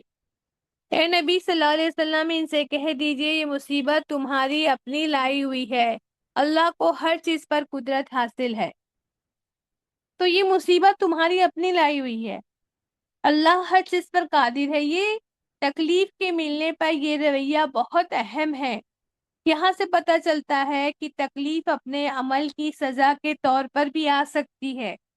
ہم کیا سمجھتے ہیں، ہے نا، کہ صرف آزمائش ہوتی ہے، کیول عذاب ہے اللہ کا، تکلیف آتی تو ہم کیا سمجھتے ہیں، ارے یہ تو اللہ کا عذاب ہے، بھئی اللہ کی آزمائش ہے نا۔ یہاں سے ہم کو یہ پتہ چلتا ہے کہ جو بھی تکلیف ہم کو آتی ہے ہمارے اپنے عمل کی سزا کے طور پر بھی آ سکتی ہے، اللہ کی سزا بھی ہو سکتی ہے، اللہ کی پکڑ بھی ہو سکتی ہے، یا اللہ کا عذاب بھی ہو سکتا ہے۔ اللہ نے الگ الگ جگہوں پر جو بھی تکلیف آتی ہے، جو بھی ہم کو خوشی ملتی ہے، جو بھی غم، پریشانی، دکھ، آزمائش جو بھی اللہ کی طرف سے ہم پر آتی ہے، تو وہ الگ الگ جگہ پہ ہم کو الگ الگ آیت اور واقعات کے ذریعے سے اللہ نے ہم کو اس کے اصول سکھا دیے ہیں۔ آج ایک واقعہ چل رہا ہے کہ جنگ احد کے بعد کا تبصرہ ہے، اس میں ایک بات اللہ نے یہاں بتائی کہ جو بھی تکلیف پہنچتی تمہارے عمل کی وجہ سے بھی آ سکتی ہے، لیکن الگ الگ جگہوں پہ الگ الگ اللہ نے بیان کی ہے، تو میں نے اس کو اکٹھا کر کے آپ کو ہے نا سب کو اکٹھا کر کے میں آپ کو بتانا چاہوں گی کہ الگ الگ جگہ میں جو اللہ نے ردات اور اصول بتائے ہیں، دکھ غم میں کیا کرنا ہے ہم اس کو جان سکتے ہیں، اس کو ہم ایک ساتھ سمجھ لیتے ہیں۔ جب بھی ایسی باتیں آئیں گی تو ہم کو پھر یہ چیز یاد رکھنا ہے۔ دیکھیے، سب سے پہلی بات کہ دنیا امتحان گاہ ہے۔ سورہ ملک میں اللہ نے کہہ دیا اللہ آزمائے گا ضرور، امتحان دینے کے لیے بھیجا ہے، تو بنا پیپر کے تھوڑی نہ پاس ہو جاؤ گے۔ فیل یا پاس کب ہوگے؟ پیپر سالو کرو گے تبھی تو فیل پاس ہوگے نا، بنا پیپر سالو کے تو ریزلٹ نہیں آتا نا۔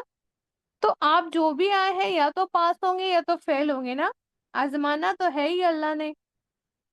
تو تکلیف کے آنے پر اللہ ہم سے کیا رسپانس چاہتا ہے، ہمارا ایٹیٹیوڈ، ہمارا رویہ، ہمارا بیہیویئر کیسا ہونا چاہیے، اور اللہ کو کیا پسند ہے، کیسا ویوہار، کیسا رویہ ہم کو کرنا ہے۔ یہاں ایک بات پتہ چلی ہے نا، دوسرے جگہ پہ دوسری بات آئے گی، یہاں ایک ہی بات ہم کو پتہ چل رہی ہے کہ جو بھی تکلیف آتی ہے وہ کیا ہوتی ہے، ہمارے ہاتھوں کی کمائی ہے۔ لیکن میں آپ کو پوری سمری بتا رہی ہوں، ہے نا۔ تو ہمیں چاہے ہم کو کوئی ہماری مذاق کر رہا ہے، چاہے کوئی ہماری کرٹیسزم کر رہا ہے، چاہے ہم کو جسمانی کوئی تکلیف پہنچ رہی ہے کہ جیسے کوئی بیماری نے پکڑ لیا ہے، یا جو بھی تکلیف آئی ہے، یا ہماری جسمانی تکلیف ہو چاہے روحانی تکلیف ہو، جو بھی تکلیف آتی ہے، کوئی بھی دکھ آتا ہے، تو سب سے پہلی چیز اللہ چاہتا ہے کہ بندہ کیا کرے، شکر کرے۔ تو ہم کو کیا کرنا، ہمارا رویہ پہلا ہے، کوئی بھی تکلیف آتی ہے تو پہلا رویہ ہے ہم شکر کریں۔ اب بولیں گے آپ کی باجی تکلیف آ رہی ہے، پریشانی آ رہی ہے، تو پھر میں شکر کیوں کروں؟ اس بات کا شکر کریں کہ باقی نعمتیں، رحمتیں، برکتیں تو شامل حال ہے آپ کے ساتھ، سب کچھ تو نہیں چھین لیا اللہ سبحانہ و تعالیٰ نے، ہے نا، ہر چیز تو نہیں چھین لیا۔ یاد رکھیے جب شکر ہوتا ہے نا تبھی ہمارا جو رویہ ہوتا ہے نا وہ پازیٹیو ہوتا ہے۔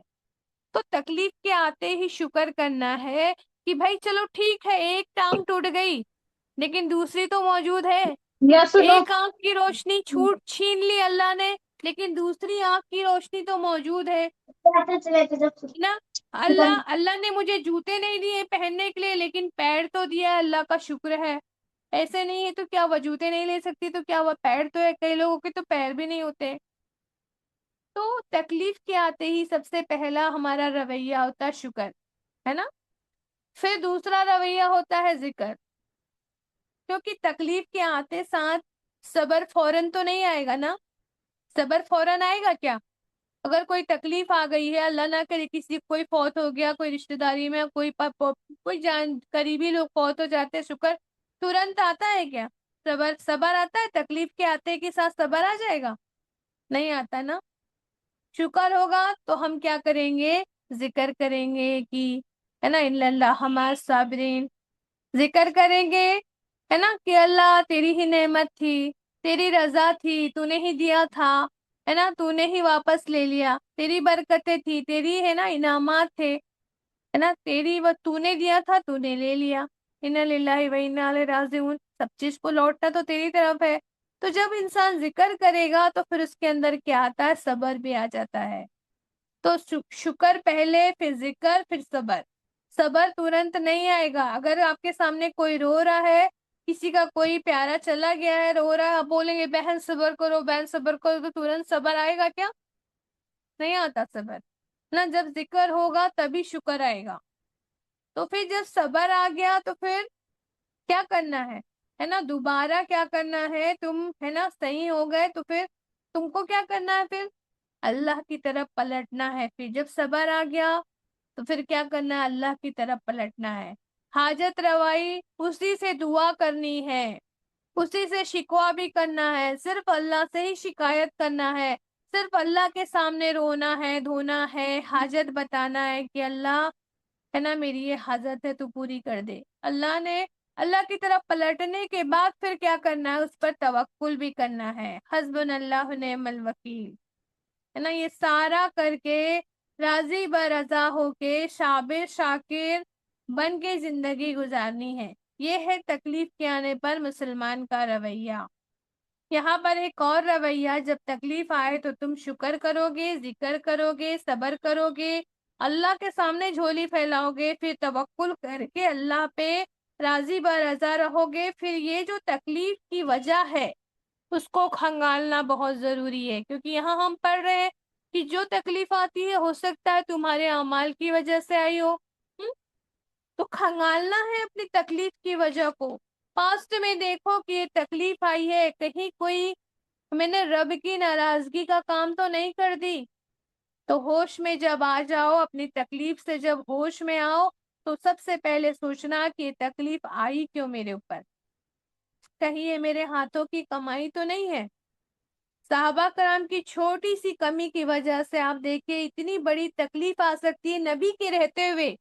نبی صلی اللہ علیہ وسلم تھے نا اس میں، اس جو شکست ملی احد میں، بعد میں اس کو اللہ نے بدل دیا تھا جیت میں، کیونکہ اب وہ اونگ آئی، صحابہ کرام کو اونگ آئی، اللہ نے اونگ دی۔ اب پتہ نہیں اونگ کی حالت میں سامنے والوں پہ، دشمنوں پہ کیا اثر ہوا، کیا رعب ہوا کہ وہ لوگ واپس لوٹ گئے، بھاگنے لگ گئے، وہ تو اللہ کو ہی پتہ ہے نا کیا ہوا، کیسے اللہ نے مدد کی، کیسے ان کے دلوں میں رعب آ گیا، وہ تو اللہ کو ہی پتہ ہے نا۔ تو صحابہ کرام کی چھوٹی سی کمی کے وجہ سے نبی کے ہوتے ہوئے، صلی اللہ علیہ وسلم کے ہوتے ہوئے، ان کو کیا ہوا، شکست دیکھنی پڑی۔ مطلب اتنی بڑی تکلیف آئی، 70 لوگ مارے گئے، شہید ہو گئے۔ تو میرے اور آپ کے کمیوں کوتاہیوں کا تو انبار ہے۔ اتنی چھوٹی سی کوتاہی، جان کی بازی لگانے آئے تھے نا وہ، تو ان کی چھوٹی سی کمی کو اللہ ہائی لائٹ کر دیا، اتنی ہے نا، اتنی بڑے نقصان سے ان کو دوچار ہونا پڑا۔ تو میرے اور آپ کی کمیوں کوتاہیوں کا تو انبار ہے کہ نہیں ہے؟ تو سوچے کہ یہ تکلیف میرے کس اعمال کی کوتاہی کی وجہ سے آئی ہے۔ یہ میں لکھ کے دیتی ہوں کہ تکلیف کی وجہ میں ہم اگر اپنے گریبان میں جھانکیں گے تو بہت سارے عیب اور غلطیاں نظر آئیں گی۔ میں خود بھی جھانکوں، میرے اندر بھی اتنی ساری غلطیاں اور عیب نظر آئیں گی، بہت سی خطائیں ہوں گی، بہت سی کمیاں ہوں گی، کوتاہیاں ہوں گی، اور ڈیسائیڈ کرنا مشکل ہو جائے گا کہ کس وجہ سے، کس گناہ کی وجہ سے مجھ پر یہ تکلیف آئی ہے۔ تو اس سمے جب بہت ساری تکلیفیں دکھائی دے، ان میں سے ایک کو چن لیجئے گا کہ یہ غلطی، یہ گناہ ہے، اس کو میں چن لیتی ہوں۔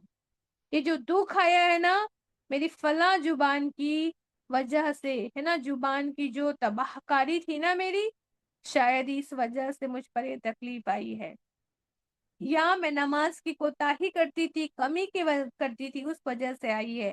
یا میری بے حجابیوں کی وجہ سے مجھ پر یہ تکلیف آئی ہے۔ اسی میں سے جو بھی ایک آئیڈینٹیفائی کر لیجئے کہ ہو سکتا ہے میری اس گناہ کی وجہ سے مجھ پر یہ تکلیف آئی ہے، تو اس کا سب سے پہلے کیا کریں گے، آئیڈینٹیفائی کریے یہ گناہ ہے جو میں کرتی تھی، پھر اس کا اعتراف کر لیں کہ ہاں اللہ میں نے گناہ کیا ہے، پھر استغفار کریے، ندامت کیجئے، توبہ، اور پھر توبہ کرنے کے بعد رو رو کر گڑ گڑا کے توبہ کیجئے، پھر اس کے بعد اصلاح کا وعدہ کر لیجئے کہ اللہ آئندہ میں یہ غلطی نہیں کروں گی۔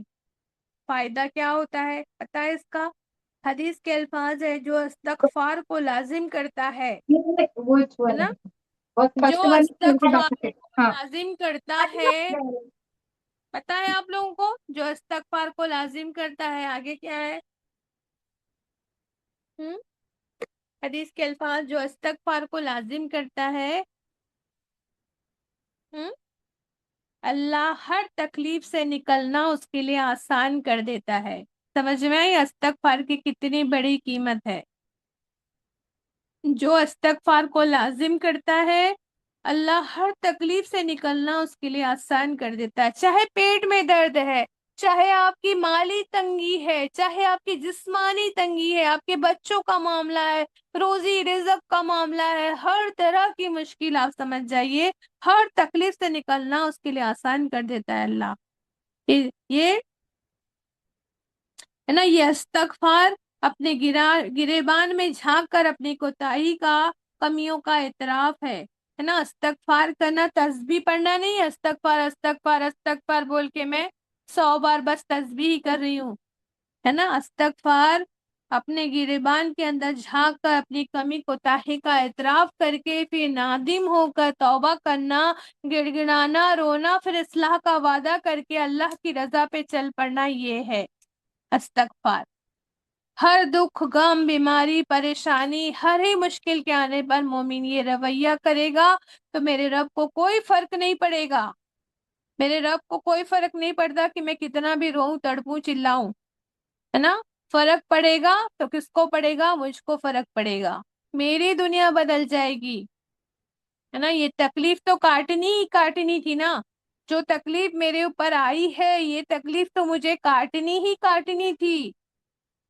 پھر یہ رویہ، ہے نا، تکلیف تو مجھے زحمت نہیں، ہے نا، باعث رحمت بن جائے گی۔ یہ جو تکلیف آئی ہے نا، زحمت ہوتی ہے نا تکلیفیں، اگر میرا رویہ ایسا رہا تو باعث رحمت بن جائے گی یہ تکلیف میرے لیے، کیونکہ میری تو زندگی دنیا ہی بدل گئی نا، میرا آخرت ہی بدل گیا نا۔ کہ تکلیف جو تقدیر میں تھی، آنی ہی تھی نا، وہ جو تکلیف اللہ نے لکھ دی ہے وہ تو مجھے کاٹنی ہی کاٹنی تھی نا، تو وہ باعث زحمت کی جگہ رحمت بن جائے گی۔ تو کیا ارادہ کیا ہے آپ کا؟ تو کیا اتنا سا ہم نہیں کر سکتے؟ ہے نا، استغفار کریں گے تو کچھ گناہ بخش دیے جائیں گے، یہ ہے رحمت اللہ کی۔ اور جب وہ اصلاح کرنے کا وعدہ کر لے گی تو پھر وہ ایک طرح سے گناہ سے ہے نا نجات پا کے ایک نیکی کا ثواب بھی تو پائے گی۔ انسان جب ارادہ کر لیتا ہے تو میرا رب کہتا ہے کہ اس کے لیے ایک نیکی لکھ دینا، بس ارادہ کر لو آپ نیکی کا، نیکی لکھ دی جاتی ہے۔ اور جب میرا بندہ وہ نیکی کو کر جائے تو 10 نیکی کا ثواب لکھ دینا، کرنے کے بعد تو 10 نیکیاں ہو جائیں گی وہ۔ تو یہ جو تکلیف آئی تھی، اگر میں، ہے نا، اس کو زحمت نہیں نعمت بنانا چاہتی ہوں، رحمت بنانا چاہتی ہوں، تو میں کیا کروں؟ اصلاح کی نیت بھی کر لوں کہ نہیں میں اب یہ کام کروں گی، اصلاح کریں، اصلاح کی نیکی کا ارادہ کر لے تو وہ بھی ثواب، وہ بھی نیکی آپ کے پلڑے میں۔ تو یہ جو تکلیف آئی تھی، میرے گناہ بھی جھڑ رہے ہیں، بخش ہو رہے ہیں، بخشش مل رہی ہے توبہ کر کے، اور پھر نیکی کرنے کا، جو اصلاح کرنے کا وعدہ کر رہی ہوں، اس سے کیا ہوگا؟ میری نیکیاں بھی تو بڑھ رہی ہیں۔ تو یہ ہے وہ تکلیف جو مومن شاکر کے اوپر رحمت بن جاتی ہے۔ یہ وہی ہے جو عمر رضی اللہ عنہ سے کسی نے آ کے پوچھا تھا، کسی کو پتہ کیسے چلے امیر المومنین کی تکلیف جو آتی ہے وہ آزمائش ہے یا عذاب ہے؟ آپ لوگ جواب دے سکتے ہیں اس کا؟ پتہ کیسے چلے گا کہ یہ جو تکلیف میرے اوپر آئی ہے؟ ہم بولتے ہیں نا، یہ جو تکلیف آئی ہے، کوئی کہہ دیتا ہے یہ تو عذاب ہے میری بہنوں، کوئی کہہ دیتا ہے یہ تکلیف آئی ہے وہ تو آزمائش ہے میری بہنوں۔ تو امیر المومنین یہ بتائیے کہ ہم کو کیسے پتہ چلے گا کہ یہ جو ہمارے اوپر تکلیف آئی ہے وہ آزمائش ہے یا عذاب ہے؟ آپ لوگوں کو کیا لگتا ہے؟ باجی، جو جو نیکیوں کی تکلیف طرف جو لے تکلیف کے نیکی کی جائے طرف لے جائے وہ وہ آزمائش ہے، آزمائش اور جو گناہ کی طرف لے جائے وہ عذاب ہے۔ سزا ہے۔ ماشاء اللہ، اللہ مزید مزید۔ تو فرمایا وہ تکلیف جو تجھے تیرے رب کے قریب کر دے، وہ تکلیف جو تجھے تیرے رب کے قریب کر دے وہ رب کی آزمائش ہے، اور وہ تکلیف جو تجھے رب سے دور کر دے وہ اللہ کا عذاب ہے۔ مطلب عذاب آتا ہے تو لوگ اللہ سے دور ہو گئے ہیں، ہے نا، دور ہو گئے تو سمجھ جاؤ عذاب ہے۔ اگر بندے، اب بتائیے کورونا ٹائم پہ کیا ہوا تھا؟ پورا ماحول چینج ہو گیا تھا نا، سارے لوگ اللہ کی طرف رجوع کیے تھے، جو آن لائن پلیٹ فارم میں اسی ٹائم پہ سٹارٹ ہوا تھا۔ تو کیا ہوا تھا؟ وہ کیا تھی تکلیف جو تیرے رب کے نزدیک کر دے تو وہ رب کی آزمائش ہے نا، وہ چھوٹی تکلیف تھی، وہ آزمائش تھی، وہ ہے نا، اللہ کے قریب کر دی تھی ہم کو۔ اور پھر آج وہی ماحول ہے، پھر لوگ دور ہو رہے ہیں، تو پھر عذاب آتا پھر اللہ کا، اللہ نہ کرے، ہے نا۔ یہ جو پانی نہیں مل رہا ہے ہم کو، پانی نہیں، بارش نہیں ہو رہی ہے، تو پھر یہ کیا ہے نا، تکلیف جب دور کر دیتا ہے نا وہ انسان کو، کیا ہو رہے ہیں؟ انسان جو اللہ سے دور ہی ہوتے جا رہے ہیں، دور ہی ہوتے جا رہے ہیں۔ تو تکلیفوں کو ہمیشہ عذاب الہی نہیں بنانا چاہیے ہم کو، وہ آزمائش بھی ہو سکتی ہے نا، قرب الہی کا وسیلہ بھی ہو سکتا ہے، اور پھر ہمارے درجے بلند کرنے کا ذریعہ بھی تو بنتا ہے۔ تکلیف آتی ہے تو کیا ہوتا ہے؟ اچھا حدیث یاد ہے، جب مومن کو ایک کانٹا بھی چبھتا ہے اور وہ صبر کرتا ہے تو یہ چبھنے کی جو تکلیف ہے اس کے گناہوں کا کفارہ بن جاتی ہے۔ مطلب یہ کانٹے کا چبھنا بھی گناہوں کا کفارہ بن جاتا ہے۔ تو یہ کون سی تکلیفیں ہیں؟ وہ تکلیفیں جب شاکر ہے نا، جب بندہ جو ہے شاکر ہو، ذاکر ہو، ہے نا، صابر ہو، دعائیں کرنے والا ہو، توکل کرنے والا ہو، راضی برضا ہو کہ اپنا محاسبہ کر کے استغفار کرنے والا ہو، ہے نا، ایسا مومن بن جاتا ہے انسان، تو اس کے لیے تکلیفیں بھی کیا ہوتی ہے؟ باعث رحمت ہوتی ہے، اور اس کے درجے بلند کرنے کا ذریعہ بن جاتی ہیں، اللہ کا قرب مل جاتا ہے۔ یہی ہے مومن نا۔ تو وہی حدیث کا مفہوم مومن کے لیے تو ہر حال میں بھلائی اور خیر ہے۔ جب اس کو کوئی خیر ملتی ہے، بھلائی ملتی ہے، تو وہ شکر کرتا ہے اور نیکیاں پاتا ہے، تکلیف آتی ہے تو صبر کرتا ہے اور نیکی پاتا ہے۔ تو دونوں حالتوں میں اللہ کی رضا پانے میں کیا ہوتا ہے؟ وہ کامیابی ہوتا ہے نا۔ تکلیف ملی تو صبر کر رہا ہے، خیر ملی تو شکر کر رہا ہے، تو نیکی ہی تو جمع کرتا ہے مومن۔ اللہ رب پسند طریقہ ہم کو سکھا دے، سمجھا دے، اور یہ موتیوں کا جو ہار ہے نا، ان کو پہننے والا بنا دے، الحمدللہ۔ تو ٹائم تو ہو گیا ہے نا، کر لیں آگے۔ ابھی جو آیتیں ہیں نا، بالکل مطلب کچھ سب پڑھ چکے ہیں ہم، کیول پڑھنے کا ہے۔ 5 منٹ میں پڑھ دوں؟ ہم؟ میں پڑھ دیتی ہوں کیونکہ پڑھنے کا ہی ہے نا، ٹھیک ہے؟ نماز کو ٹائم ہے نا؟ ہاں ٹائم ہے ابھی، تو میں پڑھ دیتی ہوں اس لیے، ٹھیک ہے؟ جی یہ تمہارا کیا حال ہے جب تم پر مصیبت آ پڑی تو تم کہنے لگے یہ کہاں سے آئی؟ حالانکہ اس سے 2 گنی مصیبت تمہارے ہاں تو ہے نا دشمنوں پر پڑ چکی ہے۔ آپ کو پتا ہے بدر کی لڑائی میں دشمنوں کو زیادہ تکلیف پہنچی تھی۔ اے نبی ان سے کہہ دیجئے صلی اللہ علیہ وسلم، یہ مصیبت تمہاری اپنی لائی ہوئی ہے، اللہ کو تو ہر چیز پر قدرت حاصل ہے۔ جو نقصان لڑائی کے دن تمہیں پہنچا وہ اللہ کی اجازت سے تھا، اور اس لیے تھا کہ اللہ دیکھ لے کہ تم میں سے ایمان والے کون ہیں اور منافق کون ہیں۔ اللہ نے تکلیف کیوں دی تھی؟ اللہ بتا رہے ہیں اللہ دیکھنا چاہتا تھا کہ تم میں سے کون ایمان والے ہیں اور کون منافق لوگ ہیں۔ اللہ مطلب ان میں سے ٹیسٹ کرنا چاہتا تھا، کیونکہ آگے تو ابھی تو سٹارٹنگ تھی نا، جنگوں کی سٹارٹنگ تھی، ابھی تو کئی جنگ لڑنے تھے مسلمانوں نے، تو مسلمانوں کی قافلے میں، لشکر میں کیا منافق ٹھہرے گا تو کیا فائدہ ہونے والا تھا؟ منافق کیا فائدہ پہنچاتا، بلکہ نقصان پہنچاتا، پھوٹ ڈالتا مسلمانوں کے دلوں میں، ان کو کیا ہوتا، حوصلہ پرست کر دیتا، ان لوگوں کو حوصلے پست کر دیتے ہیں ایسے لوگ۔ تو اللہ چن کے ان کو الگ کرنا چاہتا تھا۔ وہ منافق کی جب ان سے کہا گیا آؤ اللہ کی راہ میں لڑو، یا کم سے کم اپنے مدینے شہر کی حفاظت تو کر لو، تو کہنے لگے اگر ہم جانتے کہ آج لڑائی ہوگی تو ہم ضرور جاتے۔ یہ بات جب وہ کہہ رہے تھے تو ان کے دل میں کیا تھا؟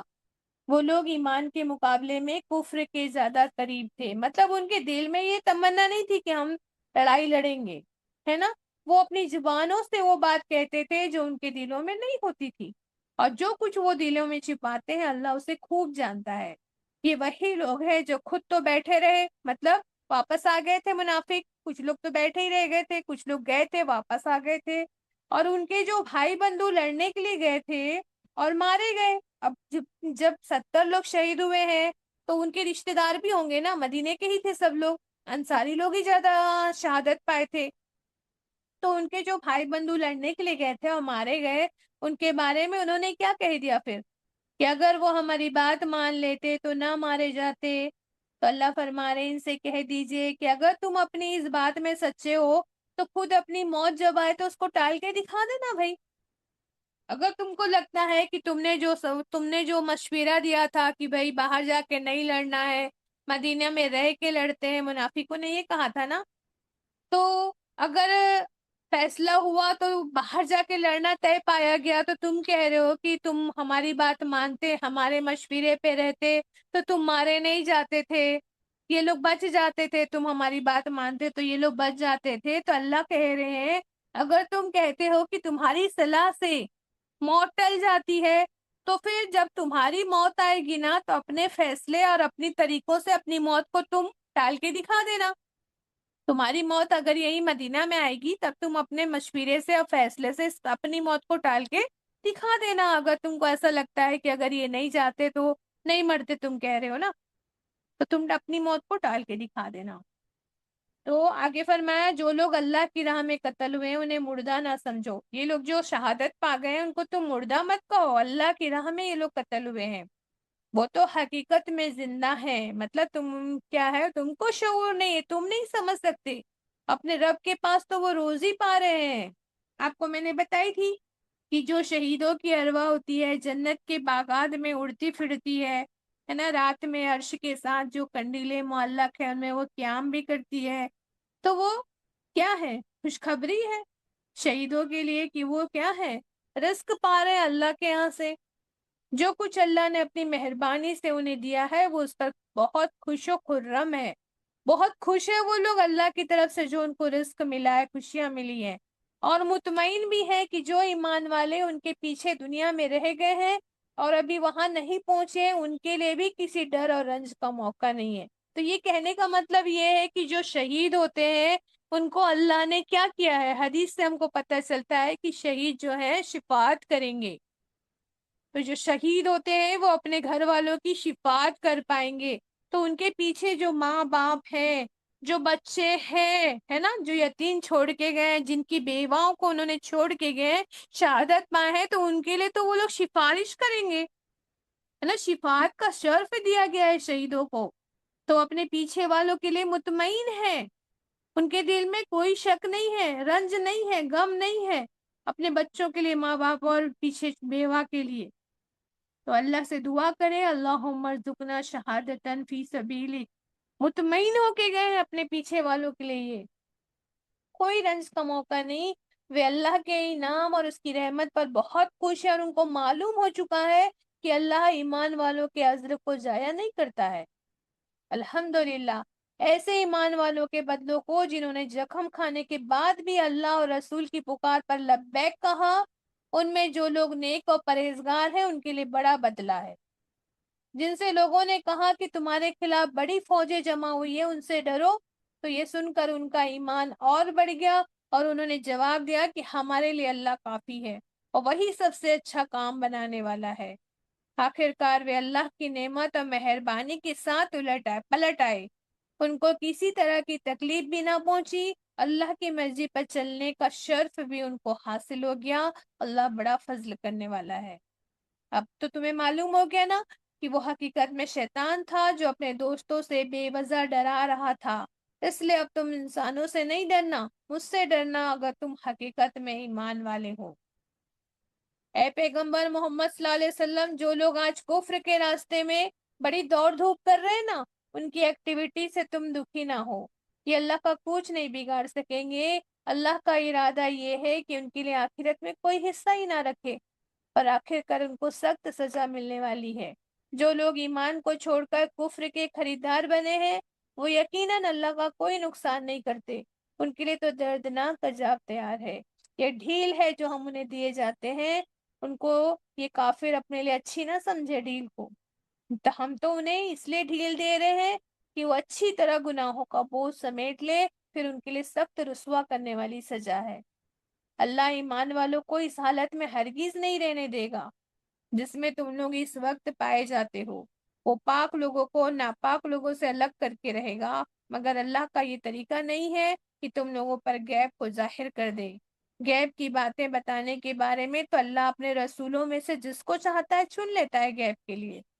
اللہ اس کے رسول پر ایمان رکھو. اگر تم ایمان اور پرہیزگاری کی روش پر چلو گے تو تم کو بڑا بدلہ ملے گا. الحمدللہ. اس کے بعد جو ہے 180 نمبر کی جو آیت ہے نا وہ کنجوسی کے لیے ہے. تو آپ لوگوں میں سے کوئی کنجوسی پہ بولنا چاہیں گے، بوکھلے پہ، تو بول سکتے ہیں کل، ٹھیک ہے. تو یہ غزوہ احد کے بعد جو ہے نا غزوہ حمراء الاسد کے نام سے جانا جاتا ہے. وہ چھوٹا سا ایک مختصر سا ایک واقعہ آتا ہے کہ غزوہ احد کے بعد جو ہے نا نبی صلی اللہ علیہ وسلم ہے نا جب وہاں پہنچے، مدینہ پہنچے، تو بعد میں ان کو پتہ چلا آپ صلی اللہ علیہ وسلم کو کہ ابو سفیان جو ہے نا تھوڑی دور پر جا کر رک گیا ہے. روحہ نامی جگہ پہ وہ کیا ہو گیا تھا، رک گیا تھا. اور وہاں پہ جو ہے نا ابو سفیان کا جو لشکر تھا نا، اس میں ان لوگوں نے جب قیام کیا نا روحہ نامی جگہ پہ، مدینہ سے 30 میل دور تھا وہ روحہ نامی جگہ پہ، ابو سفیان جو اپنے لشکر کو لے کر قیام کیا. تو اس میں جو نوجوان لوگ تھے نا وہ لوگ برا بھلا کہنے لگے، ابو سفیان کو کہنے لگے کہ تمہارا ہوش مارا گیا تھا کیا؟ تم ہوش میں نہیں تھے کیا؟ اتنی اچھی بھلی جیت مل گئی تھی اور پھر تم اچانک سے اٹھے اور واپس آ گئے۔ اور صحیح بات بھی تھی، اللہ نے تو اونگ دے دی تھی ان لوگوں کو، صحابہ کرام کو تو پتہ ہی نہیں چلا کہ کیسے ان پہ رعب پڑا دشمنوں پہ، اور وہ اٹھ کے بھاگنے لگ گئے تھے، ہے نا۔ تو یہاں وہ لشکر جو ہے نا وہ کہہ رہے تھے کہ ابھی جو ہے اب چلو تم اگر اپنے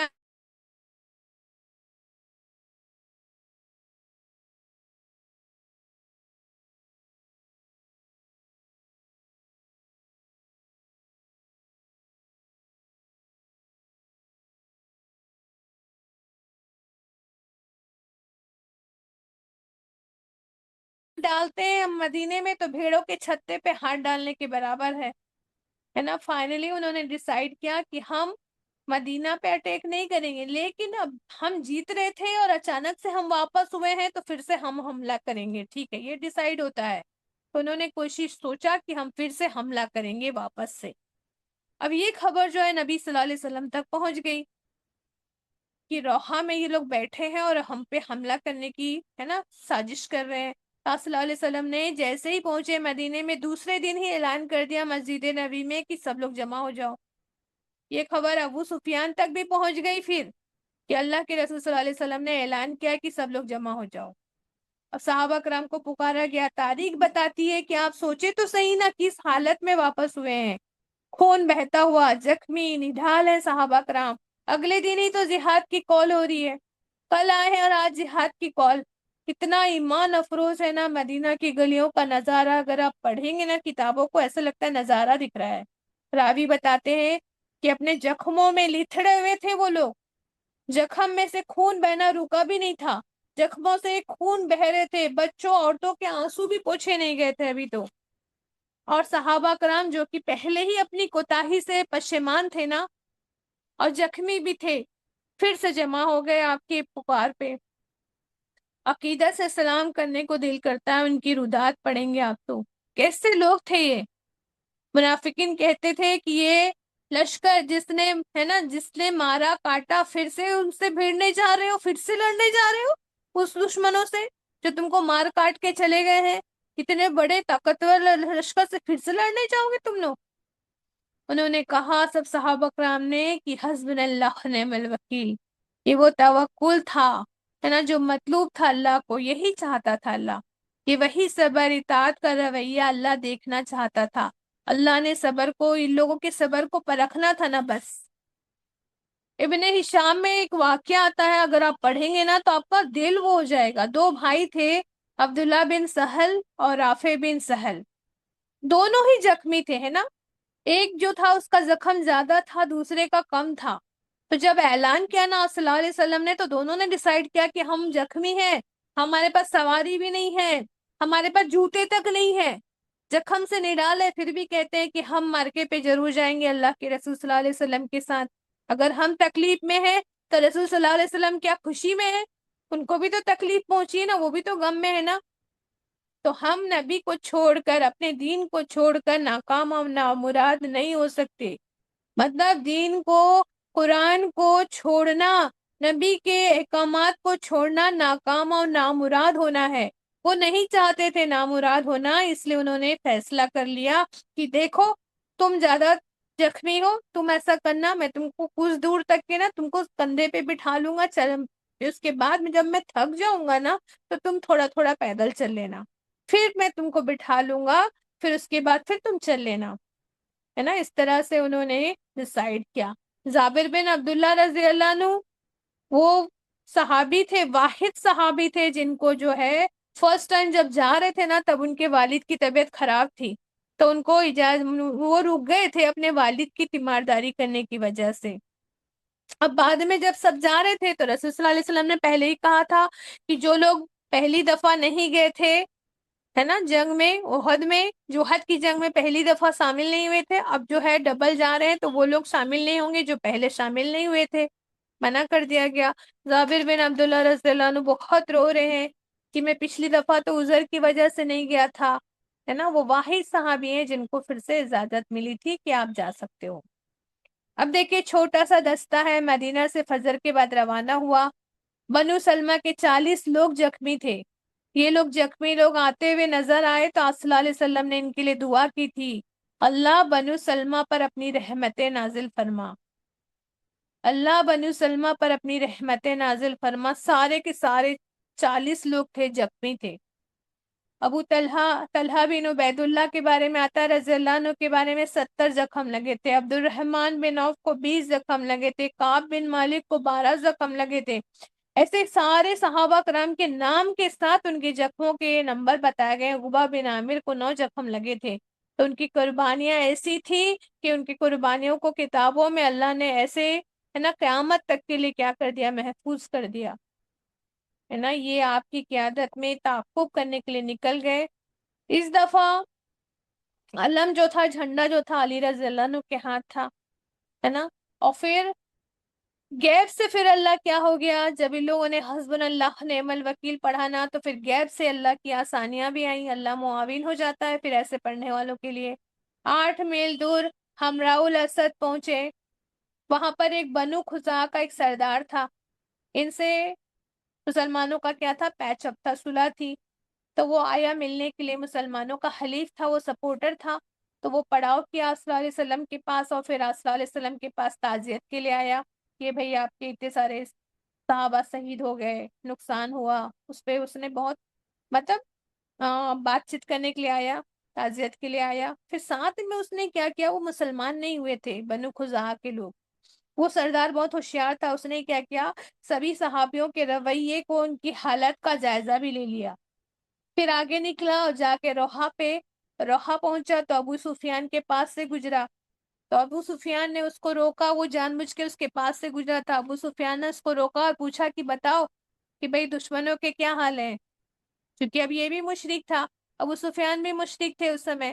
تو یہ لوگ کیا ہے، اس نے پھر ساری بات بتا دیا، کہاں سے آ رہے ہو، پوچھا کیا کیفیت ہے مسلمانوں کی، ساری ردات اس نے سنا دی ہے نا۔ مشرکوں کے ہے نا ان کو بھی دیکھ لیا، ان کے حالات بھی دیکھ لیے۔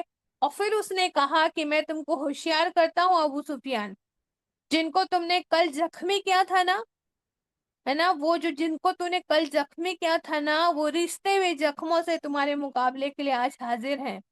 اور میں نے ایسے شیدائی، ایسے سرفروش کفن سر پہ باندھے ہوئے لوگ پہلے، آج سے پہلے کبھی نہیں دیکھا ہے۔ ان کی آنکھوں پہ خون اترا ہوا ہے، ان کی تلوار تمہارے خون کی پیاسی ہے، ان کے دل انتقام کی آگ میں جل رہے ہیں، وہ تم میں سے ایک کو بھی واپس لوٹنے نہیں دیں گے مکہ کی طرف، میری مانو تو واپس لوٹ جاؤ یہاں سے ہے نا۔ ایک مشرک نے دھمکایا، اللہ ایسے ہی تو روب ڈالتا ہے نا، مشرک ہی مشرک کو دھمکا رہا ہے، دیکھو ہاں اللہ روب ڈال رہا ہے، مشرکوں کو اس کا ذریعہ بنایا ہے کہ تو جا کے روب ڈال اس کے دلوں میں ہے نا، مشرک کے دل میں ہے نا۔ آپ حمراء الاسد پر ہیں اور اللہ نے ابو سفیان کے دل میں کیا ڈال دیا، روب ڈال دیا اس مشرک کی باتوں کے ذریعے سے۔ ابو سفیان نے اپنی ایک چال چلی اور خود کو کیا کیا ہے نا، صحیح ثابت کرنے کے لیے اس نے اپنا ایک آدمی کو بھیجا نبی صلی اللہ علیہ وسلم کے پاس کہ جا کے ان کو خبر دو کہ ہم حملہ کرنے والے ہیں۔ جب یہ شخص آیا تو بولا کہ ہمارا لشکر پھر سے آ رہا ہے تم پر ہے نا، تم پر اٹیک کرنے کے لیے، تمہارا کیا ارادہ ہے، نبی صلی اللہ علیہ وسلم سے پوچھا۔ تو نبی صلی اللہ علیہ وسلم نے فرمایا حسبنا اللہ نعم الوکیل۔ تو پھر وہ واپس آ کے بتایا ابو سفیان کو، اور وہ کنفرم ہو گیا کہ یہ لوگ تو بڑی طاقت کے ساتھ آئے ہیں، اور وہ واپس ہو گیا۔ تو محمد صلی اللہ علیہ وسلم 3 دن یا 4 دن وہاں پر رکے حمراء الاسد نامی جگہ پہ، اور پھر نہ تو جنگ ہوا نہ قتال ہوا ہے نا، اور اللہ کی رضا سمیٹ کر یہ لوگ واپس مدینہ لوٹ گئے۔ تو انہی کے بارے میں ان آیتوں میں جو ہے بات کی گئی ہے نا۔ الحمدللہ کہ ان لوگوں نے کہا تمہارے خلاف بڑی فوجیں جمع ہوئی ہیں ہے نا۔ یہ پوری آیت 172 سے لے کر جو 179 تک کی جو آیت ہے، تو میں نے جو بھی بیان کیا اسی کے بیسس پر ہے یہ۔